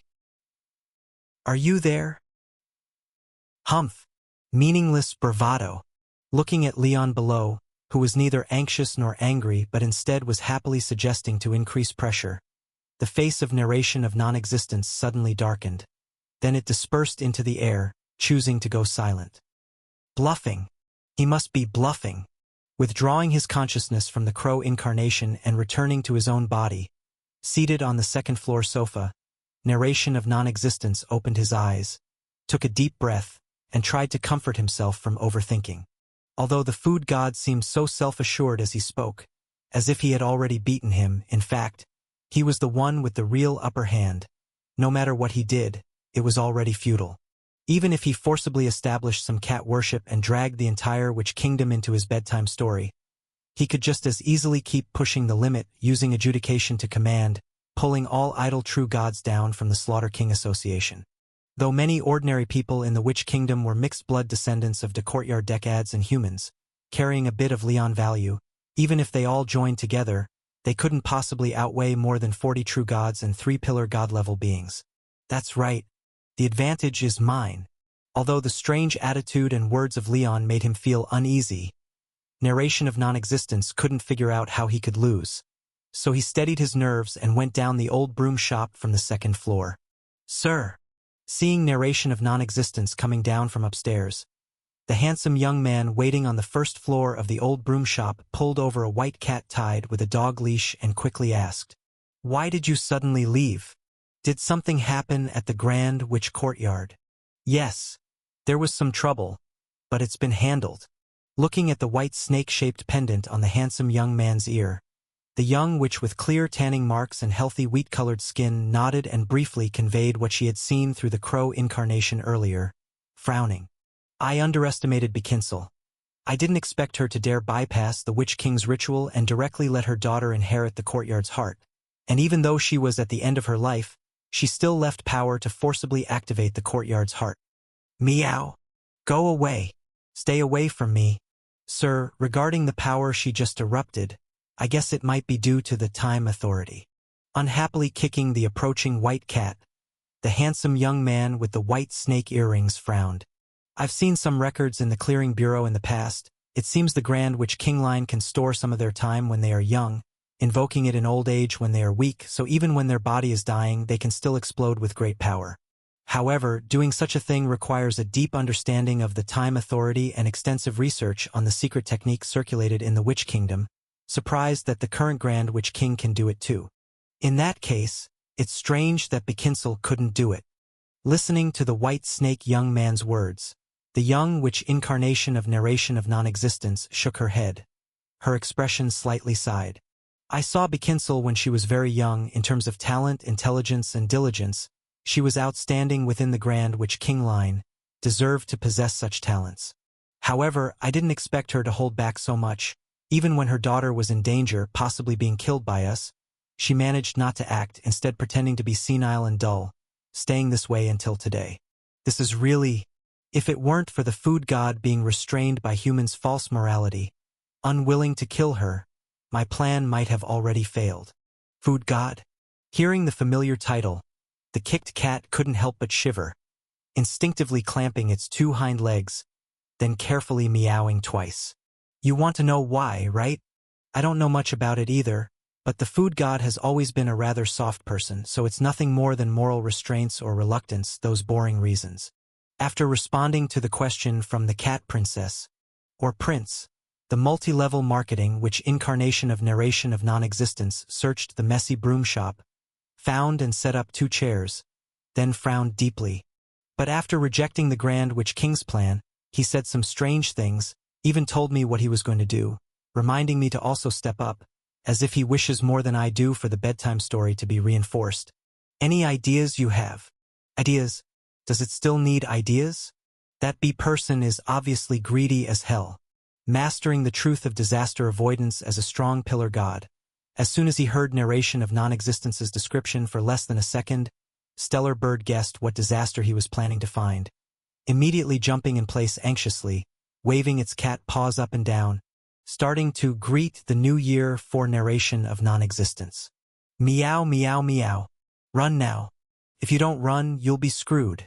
Unfortunately, although the Cat King could deduce his plan based on a deep understanding of Leon's behavior, he sent warnings to the narration of non-existence and the White Serpent in vain. However, while there are plenty of cats, Leon, who understands cat language, is rare. The narration of non-existence and the White Serpent, amidst the bedtime story, were also deprived of their abilities, hardly distinguishable from ordinary people. Even though the Cat King transformed into a cat, almost about to speak human language, his blood-filled heartfelt admonitions still sounded like irritating and piercing cat cries to their ears. Shut up! After several futile attempts to stop, the young man wearing White Serpent earrings grew frustrated and directly reprimanded the unfortunate mute cat to shut up, kicking it away, then remarked with displeasure, I know what you're trying to say. It's nothing but how terrifying the food god is, suggesting we flee immediately and other nonsense. Raven, you've said these things far too often in the past. Now that the story of Lord Narration of Non-Existence is back on track, your task is to shut your mouth and cooperate with me to complete the planned story. Meow, meow, meow, meow. Meow, meow. Meow, meow, meow, meow. You idiot. Moron. I have an early morning class. Picking up the dog chain from around the cat's neck, after chaining the foul-mouthed cat to the door, the White Serpent, transformed into a handsome young man, inquired, Lord, what should we do next? Next? Something feels wrong. So you'd better speed up your progress through the plot. Glancing at the raven who was gnawing furiously on the dog chain at the door, the multi-level marketing witch, with sun-kissed skin, pulled out a book from nowhere, opening it from its linen-covered cardboard, and lightly read aloud. Due to the evil plans of Prince Lionheart and the Black Cat Witch, the pitiful Princess Catherine was forcibly fed a magic potion, expelled from the Grand Witch Court, transforming into a poor stray cat. And when she was chased by other stray cats for food, she accidentally injured her leg jumping off a wall, collapsing on the roadside in the pouring rain. A kind-hearted young man happened to pass by, as the multi-level marketing which softly read the narration. The cat at the door, cursing out loud, suddenly experienced a transformation in its pristine long fur, as if it had rolled in the dirt several times, followed by a sudden cry of pain. Amid the furious feline curses from the unfortunate cat, its left front leg abruptly bent into a bizarre angle, evidently fractured, while its once dry fur became instantly soaked, as if it had been drenched in a downpour for quite some time. Cough, cough. This forced method of playing out the plot seemed to consume an extraordinary amount of energy. Merely reciting a few short texts left the multi-level marketing which, transformed from the narration of non-existence, visibly pale. Lord? Should you rest? I'm fine. Remembering Leon's face full of anticipation, and the indelible phrase, prosperous future, in her mind. The multi-level marketing which again opened the storybook, gritting her teeth to continue reading. The handsome and kind young man, although an orphan without parental care, with the need to support the orphanage that raised him, lived quite frugally, resorting to theft to survive. Nevertheless took the injured cat princess home for careful attention. Prince Lionheart and the Black Cat Witch's tyranny and discontent spilled over. Cat Princess. The young man went on a quest for healing potions, encountered a benevolent subordinate of the Black Cat Witch in a magic potion shop. with a wave transforming the signboard of the second-hand broom shop outside to a magic potion shop. The narration of non-existence in the guise of a witch persistently continued. Though timid, lacking the courage for direct confrontation against the black cat which, driven by dissatisfaction with her tyrannical rule and compassion for the cat princess, the benevolent witch secretly disclosed the way to oppose the witch. The source of the black cat witch's powers is a miraculous yarn ball. If they steal it back, they can dispel her magic, strip her powers, turning her back into a black cat, and restore Princess Catherine to her original form. But the black cat witch always strictly guards the yarn ball, her power source. Luckily, the young man is the finest thief in the secret magic city with exceptional stealing skills. The cat princess, due to her size, can sneak past the patrolling guards and traps set by the black cat witch. Hence they decided to infiltrate the black cat witch's treasury secretly when the Witch King's ceremonial ritual began and defenses are thin. With the continual narration from the multi-level marketing which, both the handsome young man and the cat princess underwent transformations along with the unfolding story. The cat princess's injuries healed swiftly. She shaved her long fur short, fashioned into a nimble appearance. Her once chubby body became agile and lean, seemingly a result of significant training. The handsome young man's attire and form shifted repeatedly. His index and middle fingers nearly aligned, enabling dexterous access to possessions. A row of lock-picking tools appeared on his waistband, shoes elevated with a special non-slip, sound-dampening sole. Phew! Almost there. After glancing at his gradually changing clothes from thick and durable workwear to form-fitting dark attire, the narration of non-existence, incarnate as the multi-level marketing which finally ceased her recitation, weakly stating, "I've just led you through all the story nodes here. Just wait for the Witch King ceremony to begin, at which point, according to the story, you two proceed to the Grand Witch Court to locate a yarn ball embodying the Black Cat's entire power." Regarding some other details, the prince from the kingdom of Lutung plays the role of Prince Lionheart's son in the story. Raven, you need to lure him into the lake to draw guards away from White Serpent at the treasury entrance. Yet when White Serpent evades the guards and finds the treasure vault belonging to the Black Cat, he discovers it empty. The yarn ball was taken by the maid cleaning the room and turned into gloves. Your task is to dirty Prince Lionheart's sheets, enticing the maid playing the personal servant to change them, thereby taking the gloves formed by the yarn ball for yourself. Having spoiled the entire story progression to White Serpent and Raven in a single breath, the narration of non-existence transformed into the multi-level marketing which tucked away the charmingly bound storybook, then exhaustively leaned back on the chair, softly advising one person and one cat. When the Witch King's ceremony starts, as the Black Cat prepares to assume the Grand Witch King's position, Raven, delay proceedings, obstruct the ceremony as much as possible using your cat form. When White Serpent arrives in time and hands you the gloves, you reveal the false princess, stirring outrage amongst the populace to execute Prince Lionheart. That concludes the entire story scheme. Who? Suddenly hearing the sound of water behind her, orchestrating the story, the narration of non-existence's expression underwent a shock, quickly rotating her head to check. Amidst the tense expressions of the two humans and the cat, a man in guard attire emerged from the bathroom on the ground floor of the second-hand broom shop, holding a newspaper. Seeing the shocked faces of them all, the guard, with rather ordinary features seemingly bearable to forget at a glance, instantly exuded joy, promptly approached excitedly, inquiring with eyes full of hope. "Finally, someone remembers me. I'm the prince's personal guard. Were you sent by him to find me?" "All right, there does seem to be such a person." Gazing at the ordinary young man in front of them, wearing a face full of joy, it took a while before the two men and a cat snapped back to reality. The food gods seemed to have brought not 3 but 4 people from the Virgin Bureau. Apart from the freckled Prince Joshua and the maid who always looked timid, there seemed to be another man assigned to the role of a guard, a cleaner named Ma. What was his name again? Though he was supposedly someone I had personally picked, after thinking for a long time, I still couldn't remember the cleaner's name. The multi-level marketing which, incarnated from the narration of non-existence, silently paused for a while before asking with a twitching expression, "How long have you been here?" "Quite a few days." The male cleaner replied helplessly. Earlier, I had a stomachache and went to the bathroom, and by the time I came back, his lordship and the others were gone. The store was turned upside down like it had been ransacked. Luckily, the windows and doors were still intact, and the heater worked.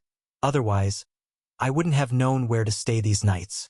Well, that's really not easy, isn't it? Matter-of-factly forgotten by everyone. Matthew sighed with a bitter expression. I also thought about asking someone about his lordship's whereabouts. But something strange happened. My photo ended up on a wanted notice. Though it seemed no one recognized me, I didn't dare to inquire too much either.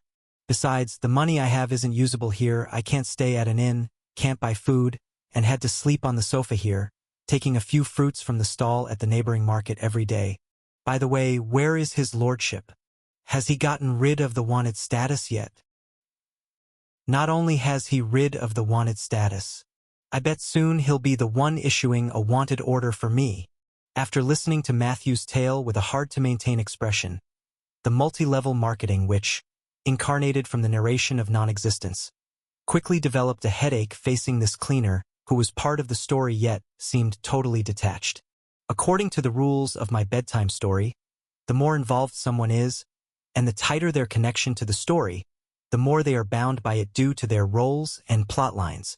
The problem with this guy is that he might possess some special anomaly, his presence remarkably low, so low that I even forgot to give him a specific plot, making the restrictiveness of the bedtime story rather limited on him. And such a low restraining power allowed his anomalous abilities to be minimally affected, letting him still exert influence within the bedtime story, creating such a bizarre character completely outside the tale. This really is unexpected. Didn't think my bedtime story could have such an outrageous loophole. Lord Leon has already gotten rid of the wanted status. Everything is going smoothly for now. Staring at the ordinary young man for a few moments, making a deliberate effort to memorize his plain face, the multi-level marketing which pondered for a bit, then reluctantly fished out her wallet, pulling out a couple of notes. This odd cleaner was just downstairs in the bathroom. He might have overheard the strategy we discussed with White Snake, and now he has seen White Snake and me in our true forms. Logically, he should be silenced to avoid exposing White Snake and me. But he's also a part of the story I set, and his ending is predetermined. If I eliminate him now, it'd be undermining the bedtime story, so better keep him around for now. Here, take this money. After stuffing the notes into the ordinary young man's hands, the multi-level marketing which pointed in the direction of the Grand Witch Hall's main entrance, and with a smile started to BS. Take this money for now. This shop is under surveillance. Staying here might be dangerous, so you'd better find a place a bit further away and stay at an inn for a couple of days. Lord Leon is busy these days. Can't look after you for now. You can wait at Sacrificial Square in 2 days. He'll be there with us then. Oh. Without doubting the identity of these 2 men and a cat, Matthew gratefully accepted the notes adorned with runes, then fished out a few copper wheels from his pocket, slightly embarrassed, and handed them over. This is all I have. Not sure if it's enough to compensate you for the money. This is fine, it's fine.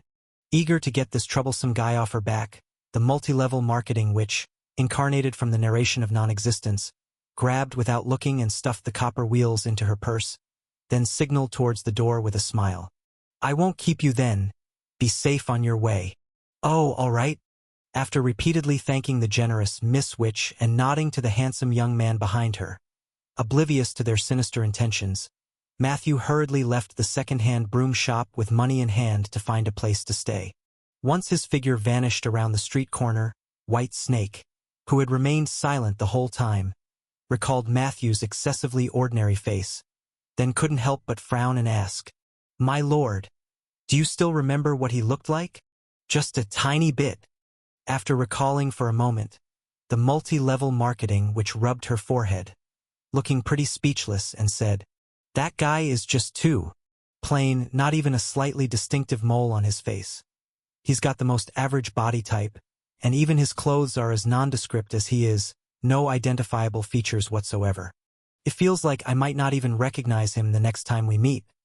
The cleaning bureau sure has all kinds of strange folks. Let's drop it." Let's proceed with Ugh. At this point, the face of the multi-level marketing which suddenly went pale, and she squinted towards the incarnation of a handsome young man, White Snake, speaking with a serious expression. The constraint is shaking again.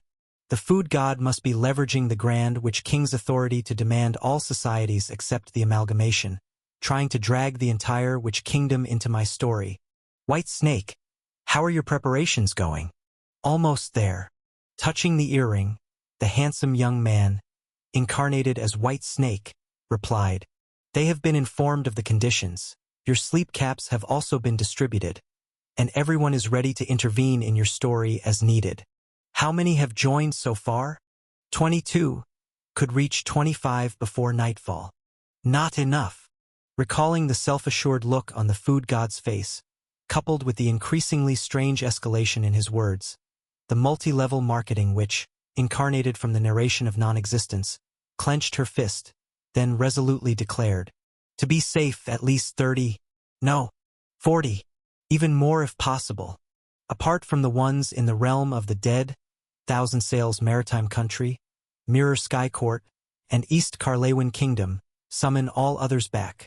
This time we must complete this in one stroke and thoroughly eliminate the food god. Testing the pool water's temperature with her toes, the cat princess found it to be just her favorite, that kind of warmth that makes the skin slightly red but not scalding. She nodded in satisfaction, then walked down the smooth steps into the pool. Sigh. In this world, there's truly nothing more relaxing than a bath.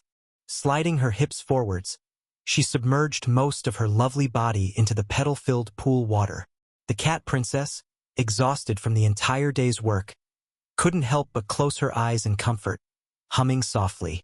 Even though she hadn't yet escaped the bedtime story, and the crisis was far from over, she finally returned home and had successfully met her mother. Even if she were to die in the end, at least she wouldn't die with regrets. Besides, judging by Leon's expression, he seemed very confident in overcoming the narration of non-existence. He's not one to be blindly arrogant, so it feels like he must be quite sure, or at the least, he might be able to get both of them out safely. Although it's a bit embarrassing to say, after having her mother's guidance and Leon's help, she truly felt relieved. After all the tension and nerve-wracking dealings with the Slaughter King Association, she could finally relax a bit. Her mother was always so reliable. It was great to be back. As for Leon, what an interesting man. Thinking about Leon, who seriously demanded she issue an edict making the Cat Temple the state religion of the Witch Kingdom, the cat princess couldn't help but chuckle softly. She then lifted her dainty, glistening right foot, using her toes to playfully flip a pale pink rose petal out of the water. From the perspective of the Slaughter King Association members, repeatedly thwarting nearly successful plans, ruthless and merciless without any scruples, the food god, who almost wiped out the earth shoots, was undoubtedly the most terrifying enemy. However, once she switched her identity from the Black Cat of the Slaughter King Association to the Princess of the Witch Kingdom, this current Aquarius director of the Clearing Bureau, whose infamous reputation spread from the realm of the dead to the dream realm, and even hell had caught wind of him, turned out to be an unusually reliable ally. No matter how dire the current situation seemed, just seeing his unhurried demeanor would dissipate the oppressive gloom weighing on her heart by half. As long as those jet-black eyes remained calm and thoughtful, things would certainly be resolved. Well, in any case, if they could successfully get through this crisis, she truly owed him a big thanks. After the hot water turned her big toe a light pink, she gently curled it, flicking away the wet rose petal. Having spent the entire day haggling with the agitated various associations, the cat princess couldn't help but stretch lazily in the pool water. With her movements, the 10 toes, round and adorable like pearls, spread out slightly like a cat's paw opening its pads, creating delicate and elegant ripples in the pool water. But what exactly should she give him as thanks? Floating towards the deeper part of the pool, the cat princess stretched her arms, absently stirring the fragrant pool water, pondering over what kind of gift she should present. Money was the first to be ruled out. Although the Clearing Bureau's salary seemed low, Leon had a queen for a wife. He could not possibly be lacking in money. Similarly, titles, power, status, these things meant nothing to him either. What the princess of the Witch Kingdom could offer, he could easily get from Queen Veronica. As for the special and extraordinary parts, like magical items, Leon is a director of the Clearing Bureau and might even become the next Director General. He's definitely not lacking in those. So what to give? You can't just help someone so much and only express gratitude verbally, right? Even though Leon appeared indifferent, as if lending a helping hand was purely incidental, she should at the very least. Wait a second. At this thought, the cat princess blinked, then reached for the poolside handrails, trying to lift her slender calves above the water. Splash! Lustrous water droplets glided over her satin-smooth instep, over the pale blue veins that appeared faintly beneath white porcelain skin, past her arched foot like a crescent moon and delicate ankle, tracing the lines of her leg before lightly and alluringly trickling into the pool. Did he want his thanks to be me? After staring at her nearly perfect foot for a while, suddenly feeling as if someone was admiring it alongside her, the cat princess quickly pulled her leg back, submerging herself below the nose in the water, feeling slightly better. After hiding herself away, escaping from those non-existent eyes, the cat princess pouted bubbles in the water and recalled the conversation she overheard between the Shaman Society president and captain of the guards during their private meeting. I have a hunch that his real target is Princess Catherine. Judging by his past actions and character, I feel like he might indeed be infatuated with Princess Catherine's beauty. If it were just about seeking benefits, he wouldn't need to do these things. It's likely he harbors a particular fetish for princesses. These words, could they all be true? Recalling the confident, almost assured look on the Shaman Society president's face as he made these claims, the cat princess couldn't help but feel a flutter of panic. Though she had tried to probe Leon's true intentions afterward, he didn't show any unusual fetishes, proving these might merely be ungrounded suspicions. However, back then, she was just a fake princess, whereas now she had reclaimed her true identity. Imagining potential scenarios, the cat princess found herself a bit at a loss, feeling as if her bath was suddenly less comforting. If Leon really had some specific fetish for princesses and harbored improper intentions towards her, should she firmly reject or reluctantly ACC? No, this can't happen. He's a married man. But I owe him so much. Not just my own life, but my mother's too were both saved by him. If I refuse and he insists on pressing his advantage, then should I? Your Highness. Just when the cat princess was hiding in the pool, transforming herself into a fretful little mermaid, bubbling at the surface, a maid's gentle voice suddenly called from outside the bath. Your Highness? Are you there? I'm here. Hastily emerging from the pool, shaking her wet hair, the cat princess sat on the edge of the pool, pulling a towel over her body, and called out loudly. What's going on? Is something the matter? Your Highness, Prince Leon is looking for you. The maid outside spoke cautiously. I informed him that you were unavailable, but he insists it's urgent. Would you like me to continue refusing, or should I decline him? Faced with the maid's absurd question, the cat princess couldn't help but feel a bit embarrassed. Of course, I should decline him. If I don't, am I supposed to let him come over and bathe with me? Wait a minute. Knowing Leon's personality, if it weren't for something urgent, he probably wouldn't come looking for me at this time, right? Let him in. Realizing something might be wrong, the cat princess quickly called out towards the outside and spread a towel across the edge of the pool. She turned into a small black cat, shook off the water vigorously, then jumped onto the towel, rolled around a few times, and darted behind the screen with hanging clothes, swiftly getting dressed. By the time the evil prince was brought in by the maid, the cat princess had already changed. While tying her damp long hair to one side of her neck, she asked worriedly, "Why the rush? Is there something wrong with Mother?" "Don't worry. The Grand Witch just overexerted herself, but she's not in trouble.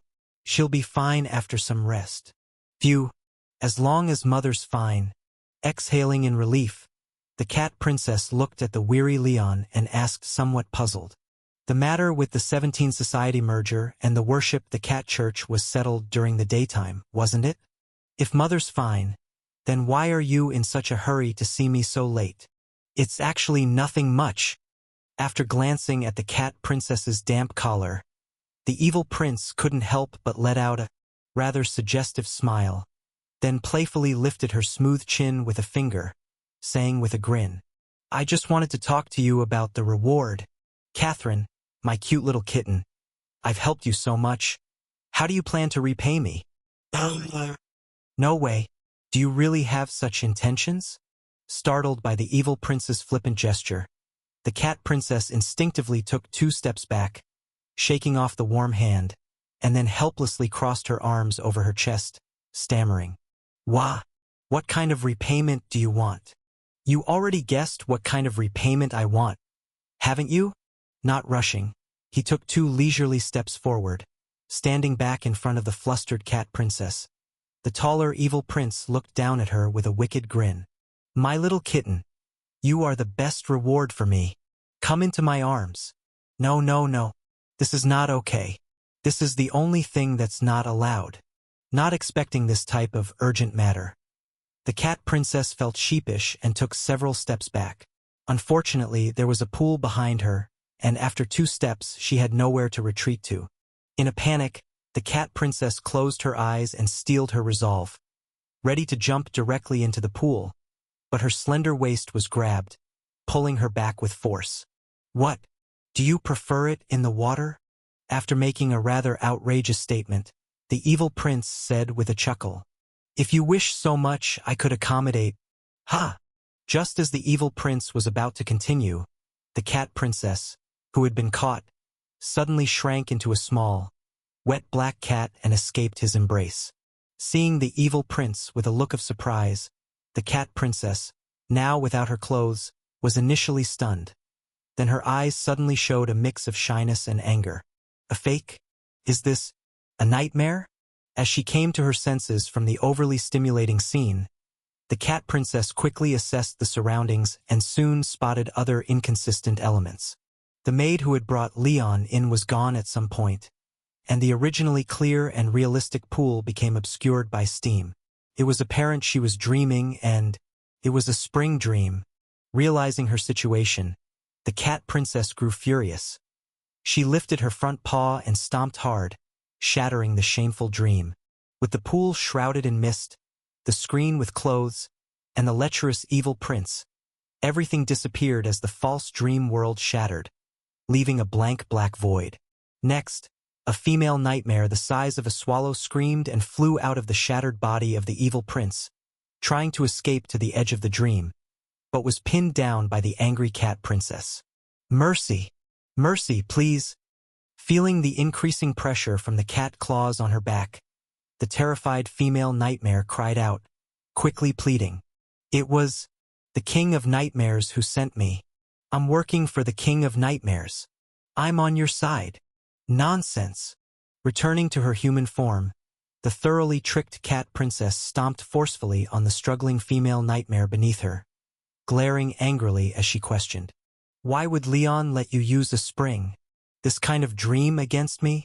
Well, it's a long story. I think you're still up to something. Wait, I'll explain. I'll explain. Feeling the hot foot pressing harder, the female nightmare quickly screamed out her explanation. At nightfall, the King of Nightmares summoned us to the real world, making everyone in the secret magic city dream of him, taking the opportunity to identify those whose dreams felt wrong and report to him. I'm truly on your side. This order is from the King of Nightmares himself. You must believe me.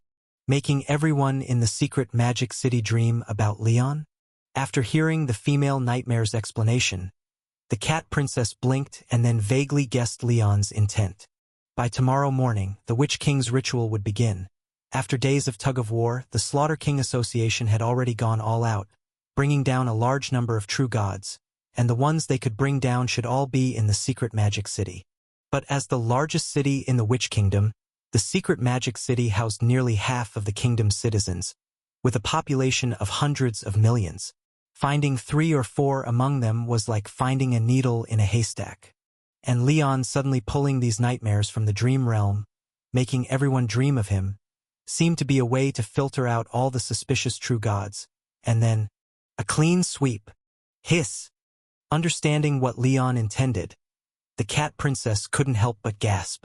So his goal wasn't to escape the bedtime story or to repel the narration of non-existence, but to lure down all the true gods of the Slaughter King Association and kill them all at once.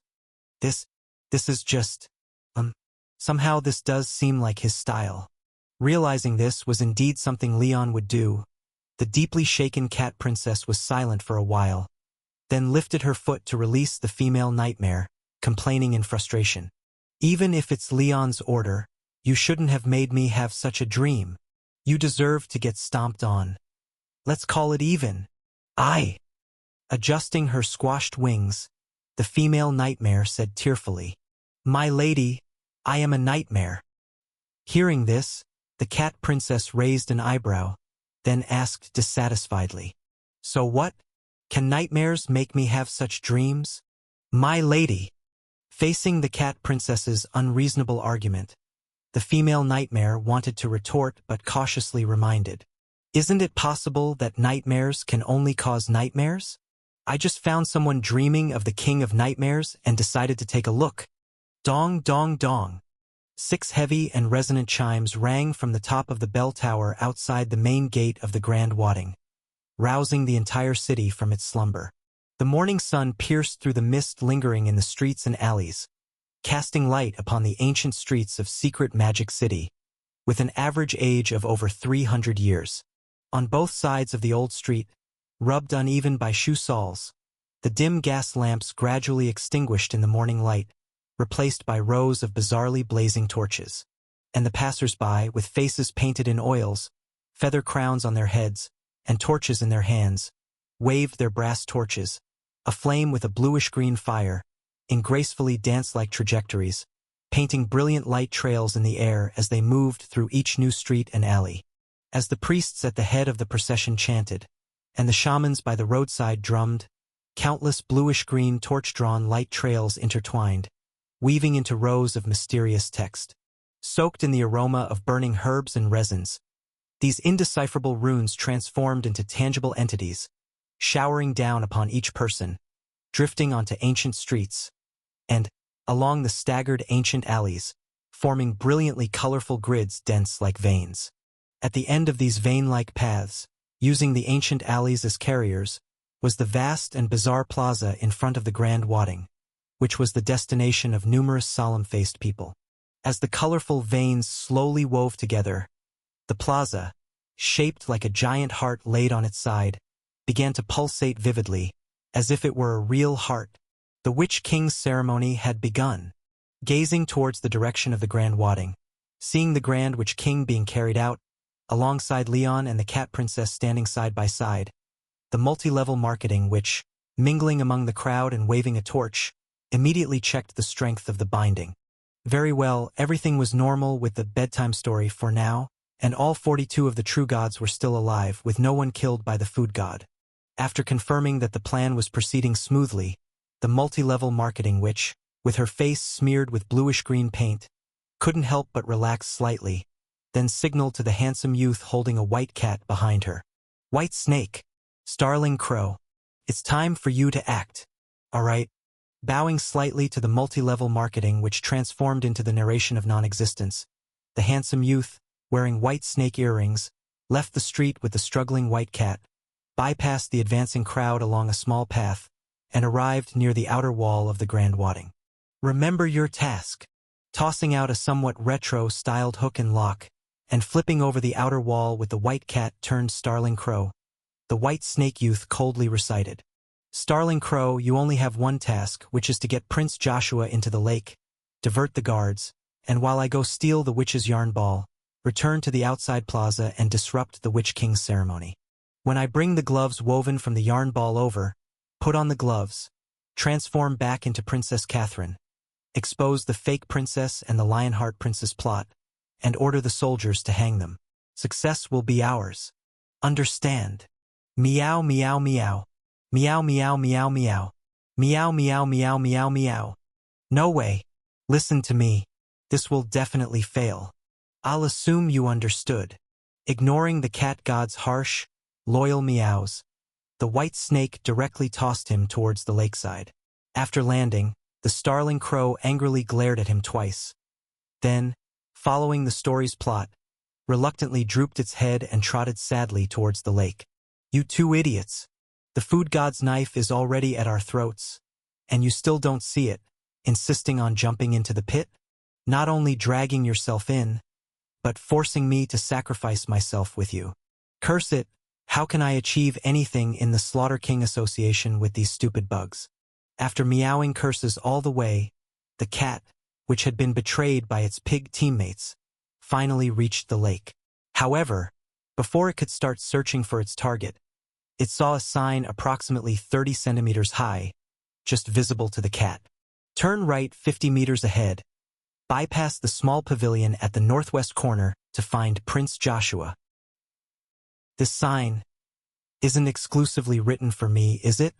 After standing in front of the small wooden sign for a full 5 minutes, the starling crow in cat form mustered its courage, tentatively moved forward for a stretch, then turned right according to the sign, bypassed a small pavilion, and then, no way. Even this was prepared in advance? Seeing the Prince Freckles tied directly with a rope, hanging on the lakeside's protective embankment, where cutting the rope would drop him into the lake, the starling crow's cat brain buzzed, and after freezing in place for a few seconds, it turned and ran. Damn. Even a horse's ass could figure there's something wrong. Although the narration of non-existence can forcefully fabricate stories, they can directly see the future. How can we fight them? So soon. Seeing the cat come back after a short while, frantically tugging at his trouser leg and lifting its paw to point outside the wall, meowing incessantly, the white snake couldn't help but furrow his brows. Why hasn't anything happened there? Did you really find the prince and push him into the lake? Meow meow meow meow. Push a damn feather. They were just waiting there. If I don't run, I'm dead. However, just when the starling crow was meowing with heart-wrenching intensity, almost tearing its cat heart out, exclamations suddenly erupted from the direction of Wadding Lake.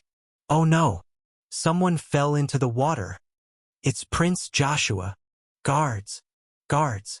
Someone, come quickly. Huh? It actually succeeded? Hearing the commotion from the direction of Wadding Lake and observing the guards being called away, the handsome youth in white snake form couldn't help but nod in satisfaction, a rare trace of approval appearing in his gaze towards the starling crow. Well done. Picking up the white cat at his feet, he climbed back up the outer wall and threw it out, riding on the outer wall and saying, "You go to the plaza to disrupt the ceremony. Leave this part to..." Wait a minute. The plaza isn't that way. You're running the wrong way. Where are you going? Where am I going? I'm damn well looking for a way out. Realizing that the Slaughter King Association was full of incompetence and only himself as the top player, the starling crow in cat form went all out, while fully mobilizing its truth to counter Bedtime Story, sprinted on its short little legs, escaping towards the outside of Secret Magic City.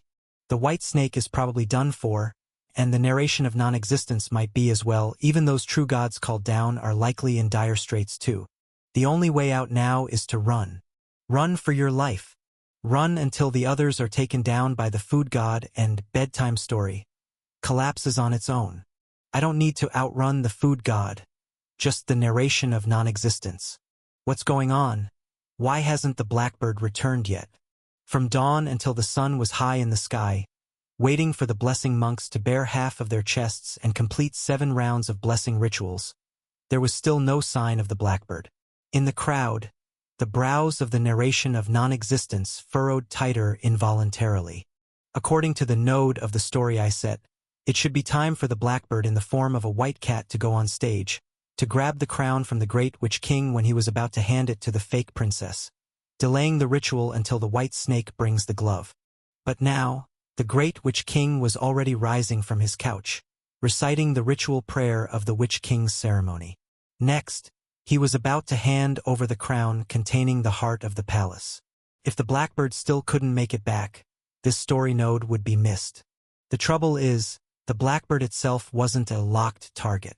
It entered the story voluntarily by wearing a nightcap, providing fuel for bedtime story. And apart from sensing that it's still alive, I didn't have strong control over it.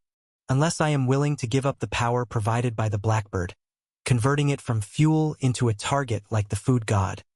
It couldn't be forcibly walked through the plot. I could only wait for it to slowly come. Could it have run away at the last minute? Citizens of Secret Magic City, members of the major societies, people of the Mephala Kingdom, just as the multi-level marketing which, incarnated by the narration of non-existence, was hesitating whether to slightly alter the story, to lower the bond strength at the cost of skipping the crown-grabbing plot node. The loud voice of the ceremony's main priest echoed from the temporary platform in the square's center. Please maintain silence. The main priest, with brown oil paint smeared on his face, solemnly surveyed the surroundings and then gravely announced, "Next, Princess Catherine will, under the witness of the guests, receive the crown from His Majesty Bekinsel, completing the most important part of the ritual. Is it about to start?" Following the voice, the narration of non-existence looked over and saw the Great Witch King on stage had completed the procedure, smiling as he removed the crown from his head, placing it on a silver tray lined with luxurious silk, and was personally applying red and white face paint on Princess Catherine. Having witnessed the Witch King's ritual many times, the narration of non-existence knew this was the last step before inheriting the position of the Great Witch King and the heart of the palace. Once the special face paint for witches was applied, the ritual would be considered complete. If, by then, the Blackbird still hadn't made it back, not only would this story node be skipped, but even my set, bedtime story, would be on the verge of collapse due to the lack of necessary conditions. Damn Blackbird. I'll have to stall first. After gently closing her eyes, the multi-level marketing which assessed the surrounding situation, leaned her body against the outer wall of an inn, then took out the storybook representing narration of non-existence, and slowly closed her eyes. Subsequently, inky black smoke seeped quietly from the pages of the open storybook, drifting towards the main platform along the street's dark corners and shadows, while everyone focused on the ceremony. It's done. As long as the crown is obtained, there's still a chance to stall. Stall until the Blackbird returns.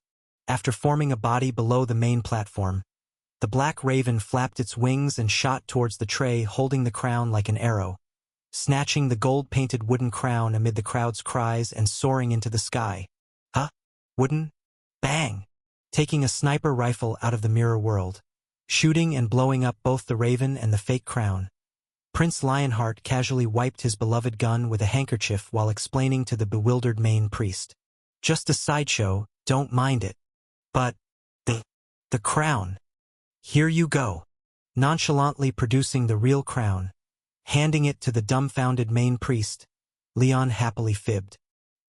His Majesty the Great Witch King is getting on in years, and her neck isn't in great shape.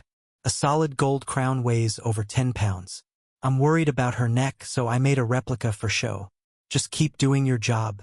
Oh, by the way.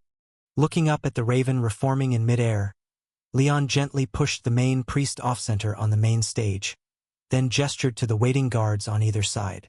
Pause the ceremony. Bring them all up here. With tens of thousands of spectators in the square watching in bewilderment, dozens of people with their hands bound and heads covered with black hoods were escorted onto the main stage by guards. Excuse me for the interruption. Having removed the amplifying badge from the main priest's chest and pinning it to his own collar, the evil prince took his place at the front of the stage. Facing tens of thousands of perplexed gazes, he announced with a wicked expression designated by the bedtime story setting for him.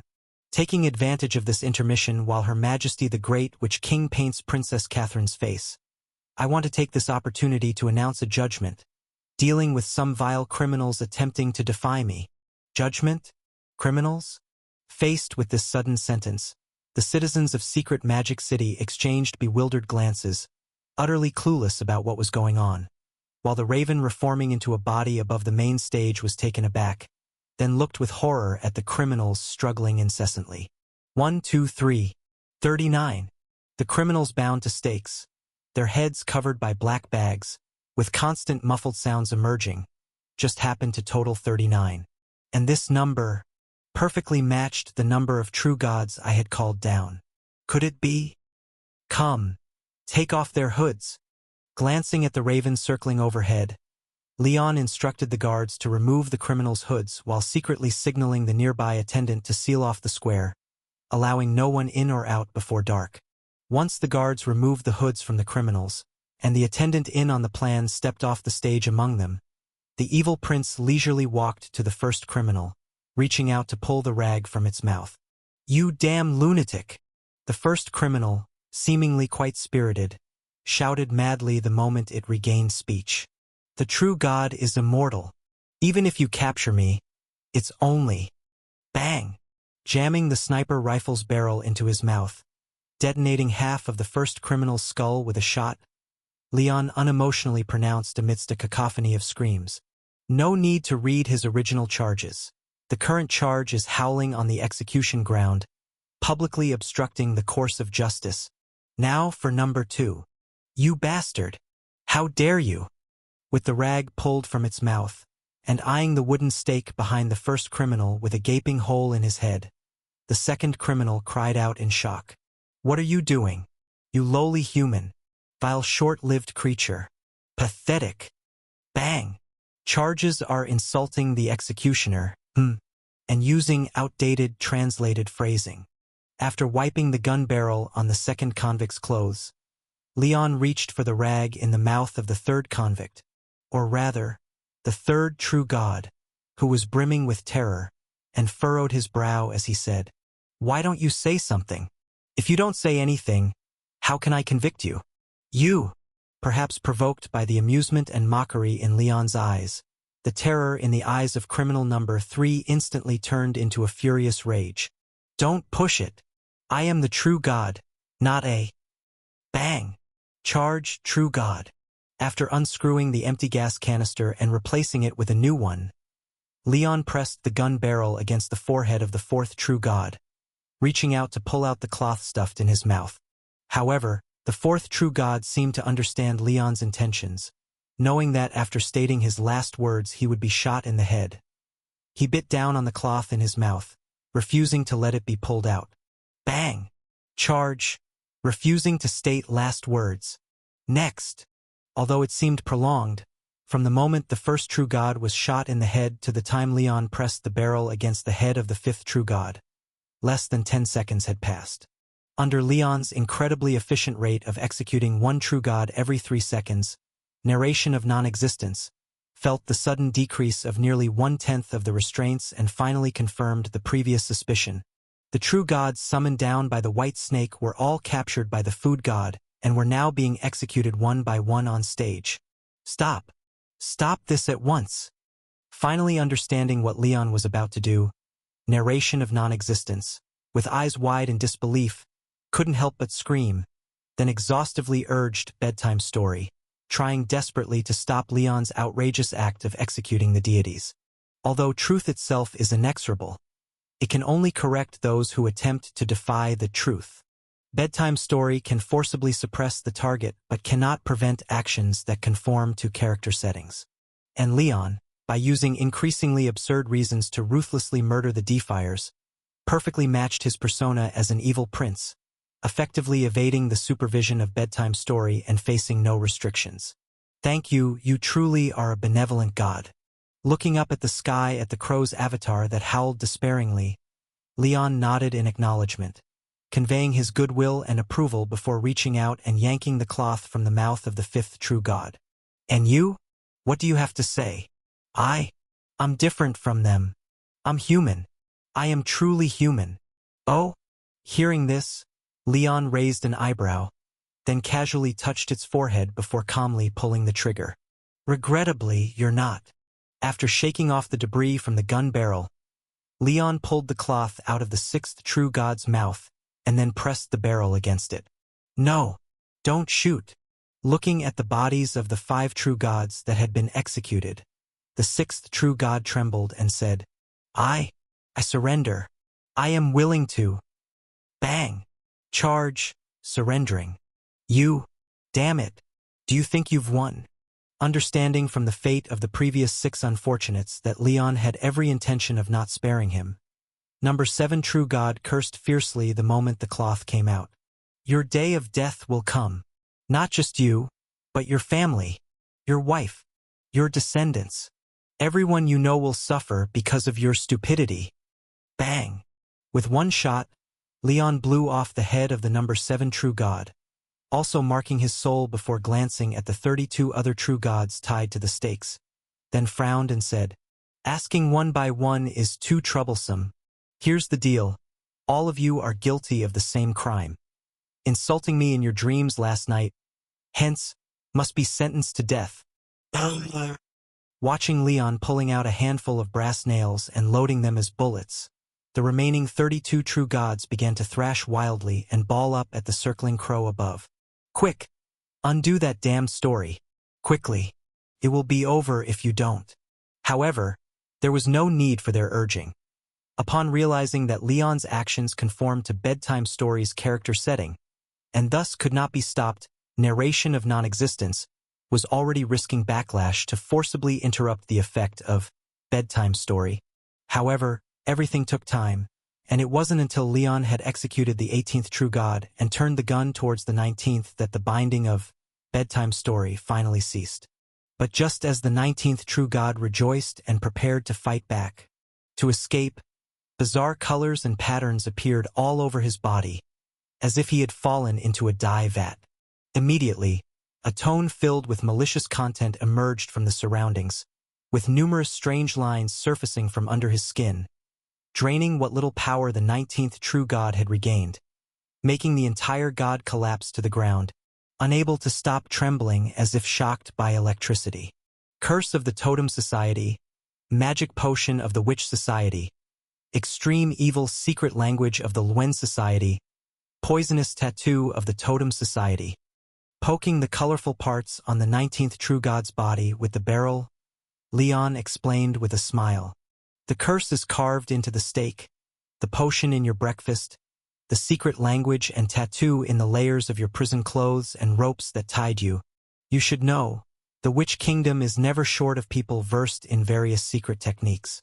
And since you are already in my hands as Vice President of the Yarn Society, it's entirely normal for me to call over a few hundred subordinates, and under the guidance of the Grand Witch King, do something to you overnight, don't you think? You, despicable. I refuse to accept it." Bang! It's up to you to accept it or not. Under the watchful eyes of the narration of non-existence, filled with rage, Leon shot the 19th True God, then stood to the side of the stakes, and using the sniper rifle's outstanding penetration, horizontally took out 6 remaining True Gods. And after Leon adopted a new method of execution, the efficiency of the executions improved tremendously. Merely with 3 gunshots, the True Gods, freed from Bedtime Story-esque constraints and whose power was beginning to slowly return, were all executed under the burden of numerous debuffs. Moreover, none of their escaping souls could flee, blocked by the Princess Cat and the mediums from the Spirit Medium Society on the execution platform. They frantically scattered around like headless flies within the bounded range predetermined by secret incantations. "Madman! You're a madman!" Facing suppression by the Watcher's Palace, unable to escape being blocked by a bunch of feeble mediums, the True Gods were tethered like chained dogs by Leon holding a long strand of rope, prompting an anguished cry from the crow in the sky. "You can't do this. Many of them are indispensable True Gods. Eating them would affect the mortal realm." I know." Securing the line of True God's souls around his wrist to prevent them from escaping, Leon nonchalantly replied, "See, I've left them intact. Once I return, I'll decide which one to consume. But what about you? What do you intend to do?" As Leon finished speaking, he waved the rope holding the True God's souls, causing them to float like kites, unleashing waves of desperate, hair-raising screams. "If I'm not mistaken, probably 2/3 of the True Gods from your Slaughter King Association are here, right?" After rousing a series of howls and curses by waving his human emperor's banner, Leon, with his narrative style growing more and more unrestrained, cheerfully invited narration of non-existence amidst the intensely hateful avian eyes. So, what do you say? Care to come down and save them? Do you want to rescue? So besides these true gods, you've got your eye on me too? Watching as he held a long string of true gods' souls but neither took action nor left, Leon stood below gazing upward at the food god, while the narration of non-existence circling in the sky bit down hard, staring at Leon with increasing fierceness. Yet even though he desperately wanted to swoop down immediately and tear that damn food god to shreds, when he saw the look of expectation on Leon's face, the narration of non-existence felt a slight chill on his back, and the anger that had filled his mind froze into ice shards in the blink of an eye. It's that look. Before, when he heard that over 30 true gods would descend, he looked at him with that disgusting expression and then cheerfully gave him a thumbs up, saying the Slaughter King Association would thrive under his leadership. As for the final result, after glancing at the string of true gods in Leon's hand, the narration of non-existence silently turned his head and flew away without a word. Can't save them. Let them die. Even though I, as a pillar god, am a bit stronger than a regular Zodiac Bureau chief, it's only on the condition that the setting isn't in the current world. Under the forced suppression of the Watcher's Palace, the power I can exert isn't much stronger than the usual true god. Definitely not a match for the Zodiac Bureau chief. And the people from the Pisces Subbureau are not far outside the secret magic city, but because they had no solution for they had to withdraw voluntarily. Now that the has been lifted by me, if the food god informs the Pisces Subbureau, don't worry, the director of the Pisces Subbureau won't be coming. It seemed Leon guessed what the narration of non-existence was worried about, and he shouted reassuringly from below. She was injured by someone, and she's not in good condition now. She probably needs some time to recover, so you still have a good chance to save them. Pa! I don't believe it. Then how about this? Watching as the narration of non-existence flew straight up into the sky, refusing to turn back no matter how he shouted, Leon thought for a moment and offered a promise. If you're willing to come down and spar with me, I promise I can release 1/3 of these true gods. How about it? Are you interested now? Confronted with Leon's absurd proposal, the black crow paused mid-flight, then stopped its wings and cautiously asked, "Are you serious?" "Of course, I'm serious." Looking up at the narration of non-existence who had stopped fleeing, Leon explained sincerely, "The truth you hold is just too dangerous. It can even bypass the protection of the Watcher's Palace. Though I'm confident enough to resist it, others may not be. So if releasing a few true gods can give me a chance to resolve you, I think it's worth it." Seeing the food god openly admit he intended to kill him, the narration of non-existence fell silent momentarily, then grimly said, "But how can I be sure you'll release them? That's indeed a problem." After furrowing his brow in thought, Leon suddenly seemed to think of something and his eyes lit up. Wait a moment. In the perplexed gaze of the narration of non-existence, Leon searched through the string of true gods he held, took down the number 19 true god from the rope, and then, grabbing the neck of the terrified number 19 true god, loudly said to the circling black crow above, "Just so happens the god of contract and oath is here. As long as you agree to come down, we can immediately sign a contract through him." Sign a contract? My foot. Do you think I'm a fool? No way. Seeing the god of contract and oath being held like a dead dog by Leon, with his soul trembling like sifted grain, the narration of non-existence bit his teeth and shouted in negotiation. "He's already captured by you and his body is destroyed, only leaving the soul. Now even if you step into his power, he may not be able to bind you. If you truly want me to come down, it must be guaranteed by the black cat who inherited the great sorcerer king's position. Let her swear an oath to the heart of the great court. Also, merely releasing 1/3 isn't enough." After glancing at the string of true gods in Leon's hand, the narration of non-existence coldly said, "Food god, I can give you a chance to catch me, but in exchange you must release 2/3 of the true gods. And it must be the moment I come down that you immediately let go of their souls. 2/3 is too much, I can only release half, any more and no discussion." "No, it must be 2/3. Not a single one of the 26 true gods can be missing.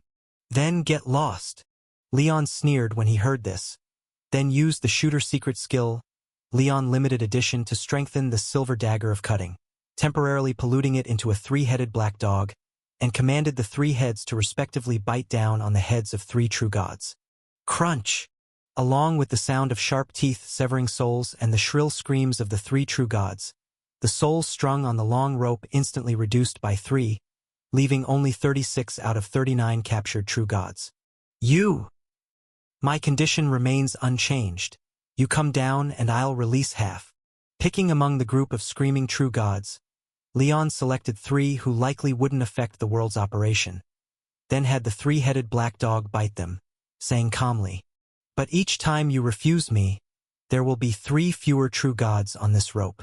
Now it's half of 36 true gods. Soon it might be half of 33 true gods.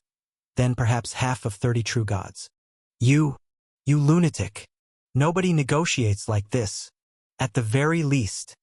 Wrong answer. Wait. Stop. With the narration of non-existence's furious cry to halt, the 3-headed black dog in the form of the silver dagger of cutting bit down once more, splitting 3 true gods' souls in 2 and disappearing into the dog's mouth with a scream. Now it's half of 33. So do you want to continue rejecting my proposal or... Damn it. I agree. You... Stop. Crunch. Bastard. Seeing the 3-headed black dog suddenly open its mouth again, swallowing another true god, the narration of non-existence in the sky furiously said, "I've agreed. Why did you still act?"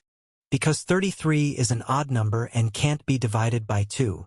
After answering the question matter-of-factly, Leon touched the strung-up true god souls one by one, then adjusted their positions by separating those who contribute to maintaining the world's rules in the front half and tying those whose souls can be consumed in the back half.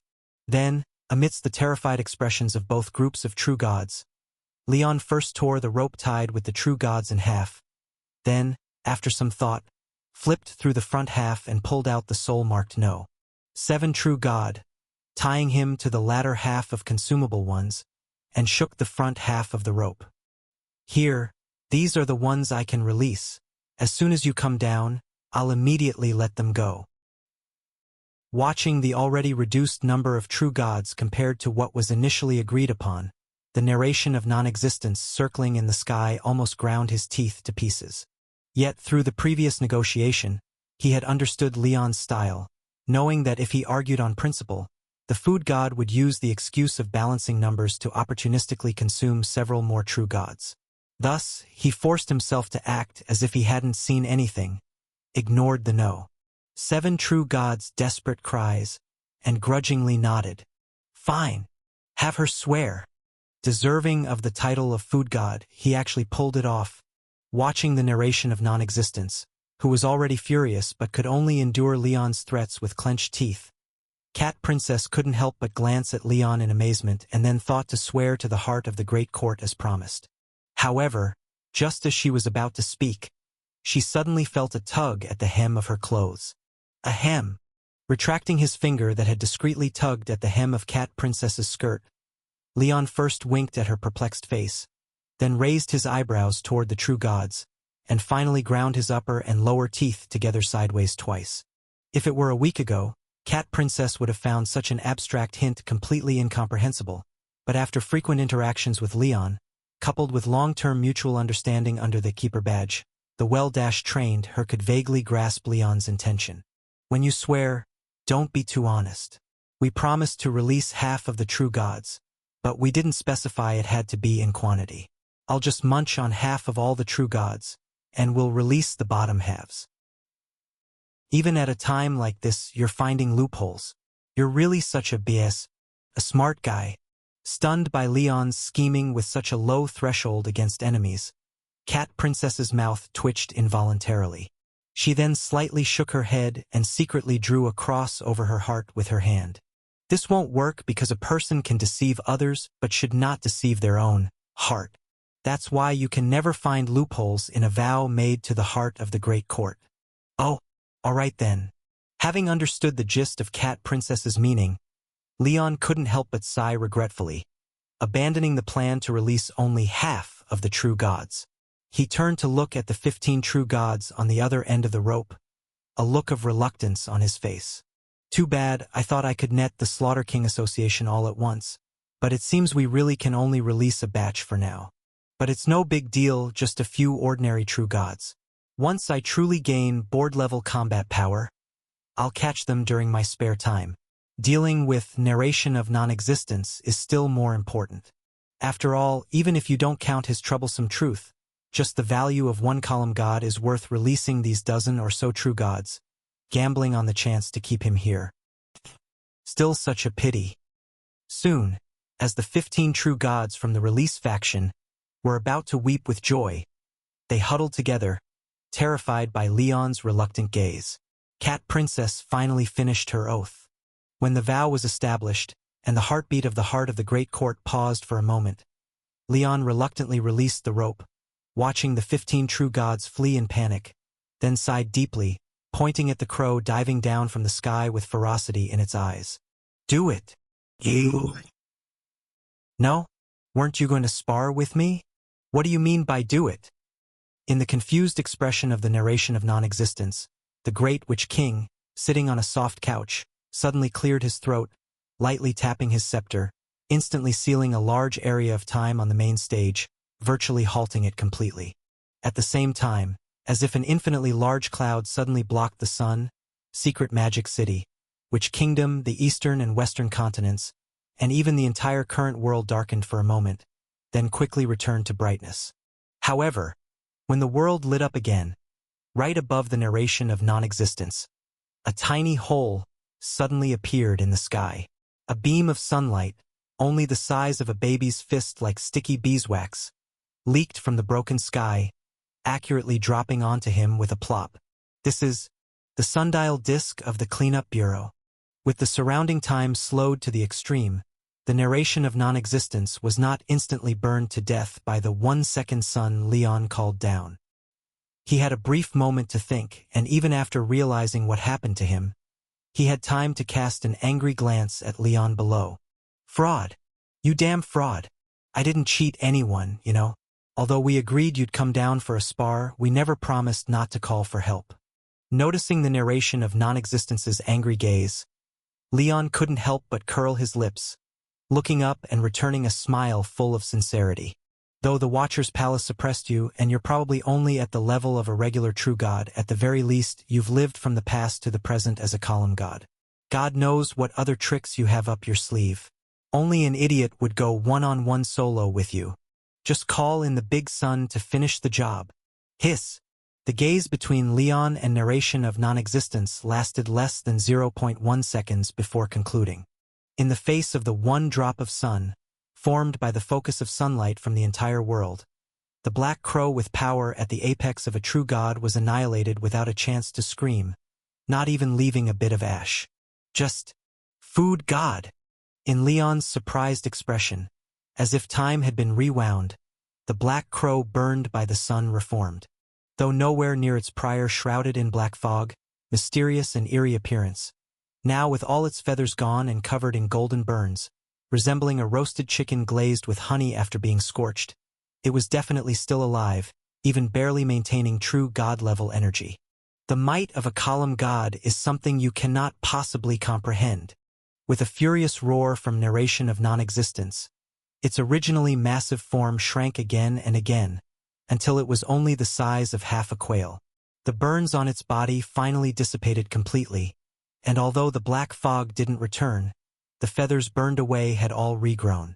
After dodging the slash Leon swung from afar, it flew like a swift with wings flapping swiftly, shaking off the ensemble of three-headed black dogs swarming at it. Looking at countless points of light rising beneath the main stage, dashing toward it, narration of non-existence couldn't help but laugh out loud. You lost. You could have netted the Slaughter King Association, but you gave up that opportunity for me. You still. You're right.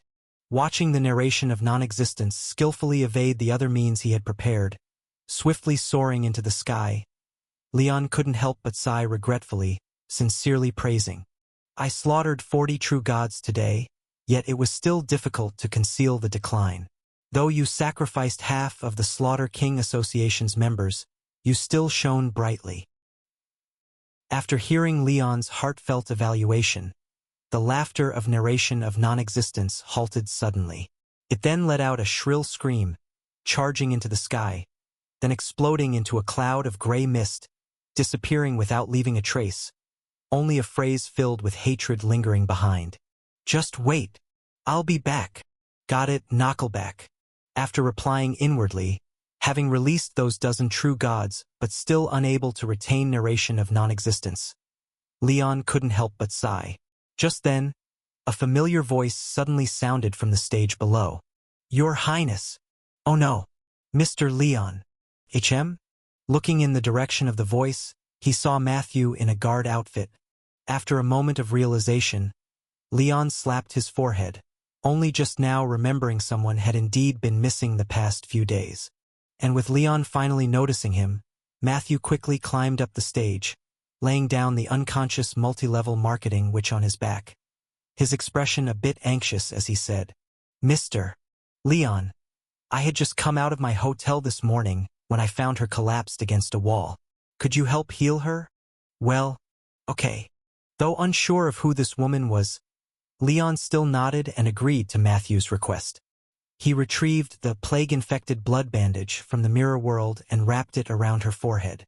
And just as he wrapped the second round, a flash of black light flickered around the closed-eyed multi-level marketing witch, who then suddenly opened her eyes, full of resentment and cursing. "Damn food god. You." After several rounds of mutual gaze, as if understanding something, Leon suddenly reached out and patted the utterly bewildered multi-level marketing witch on the head, subsequently giving her a thumbs up with immense admiration. "Your divine ability to say you'd be back, and then actually returning immediately is really damn honorable."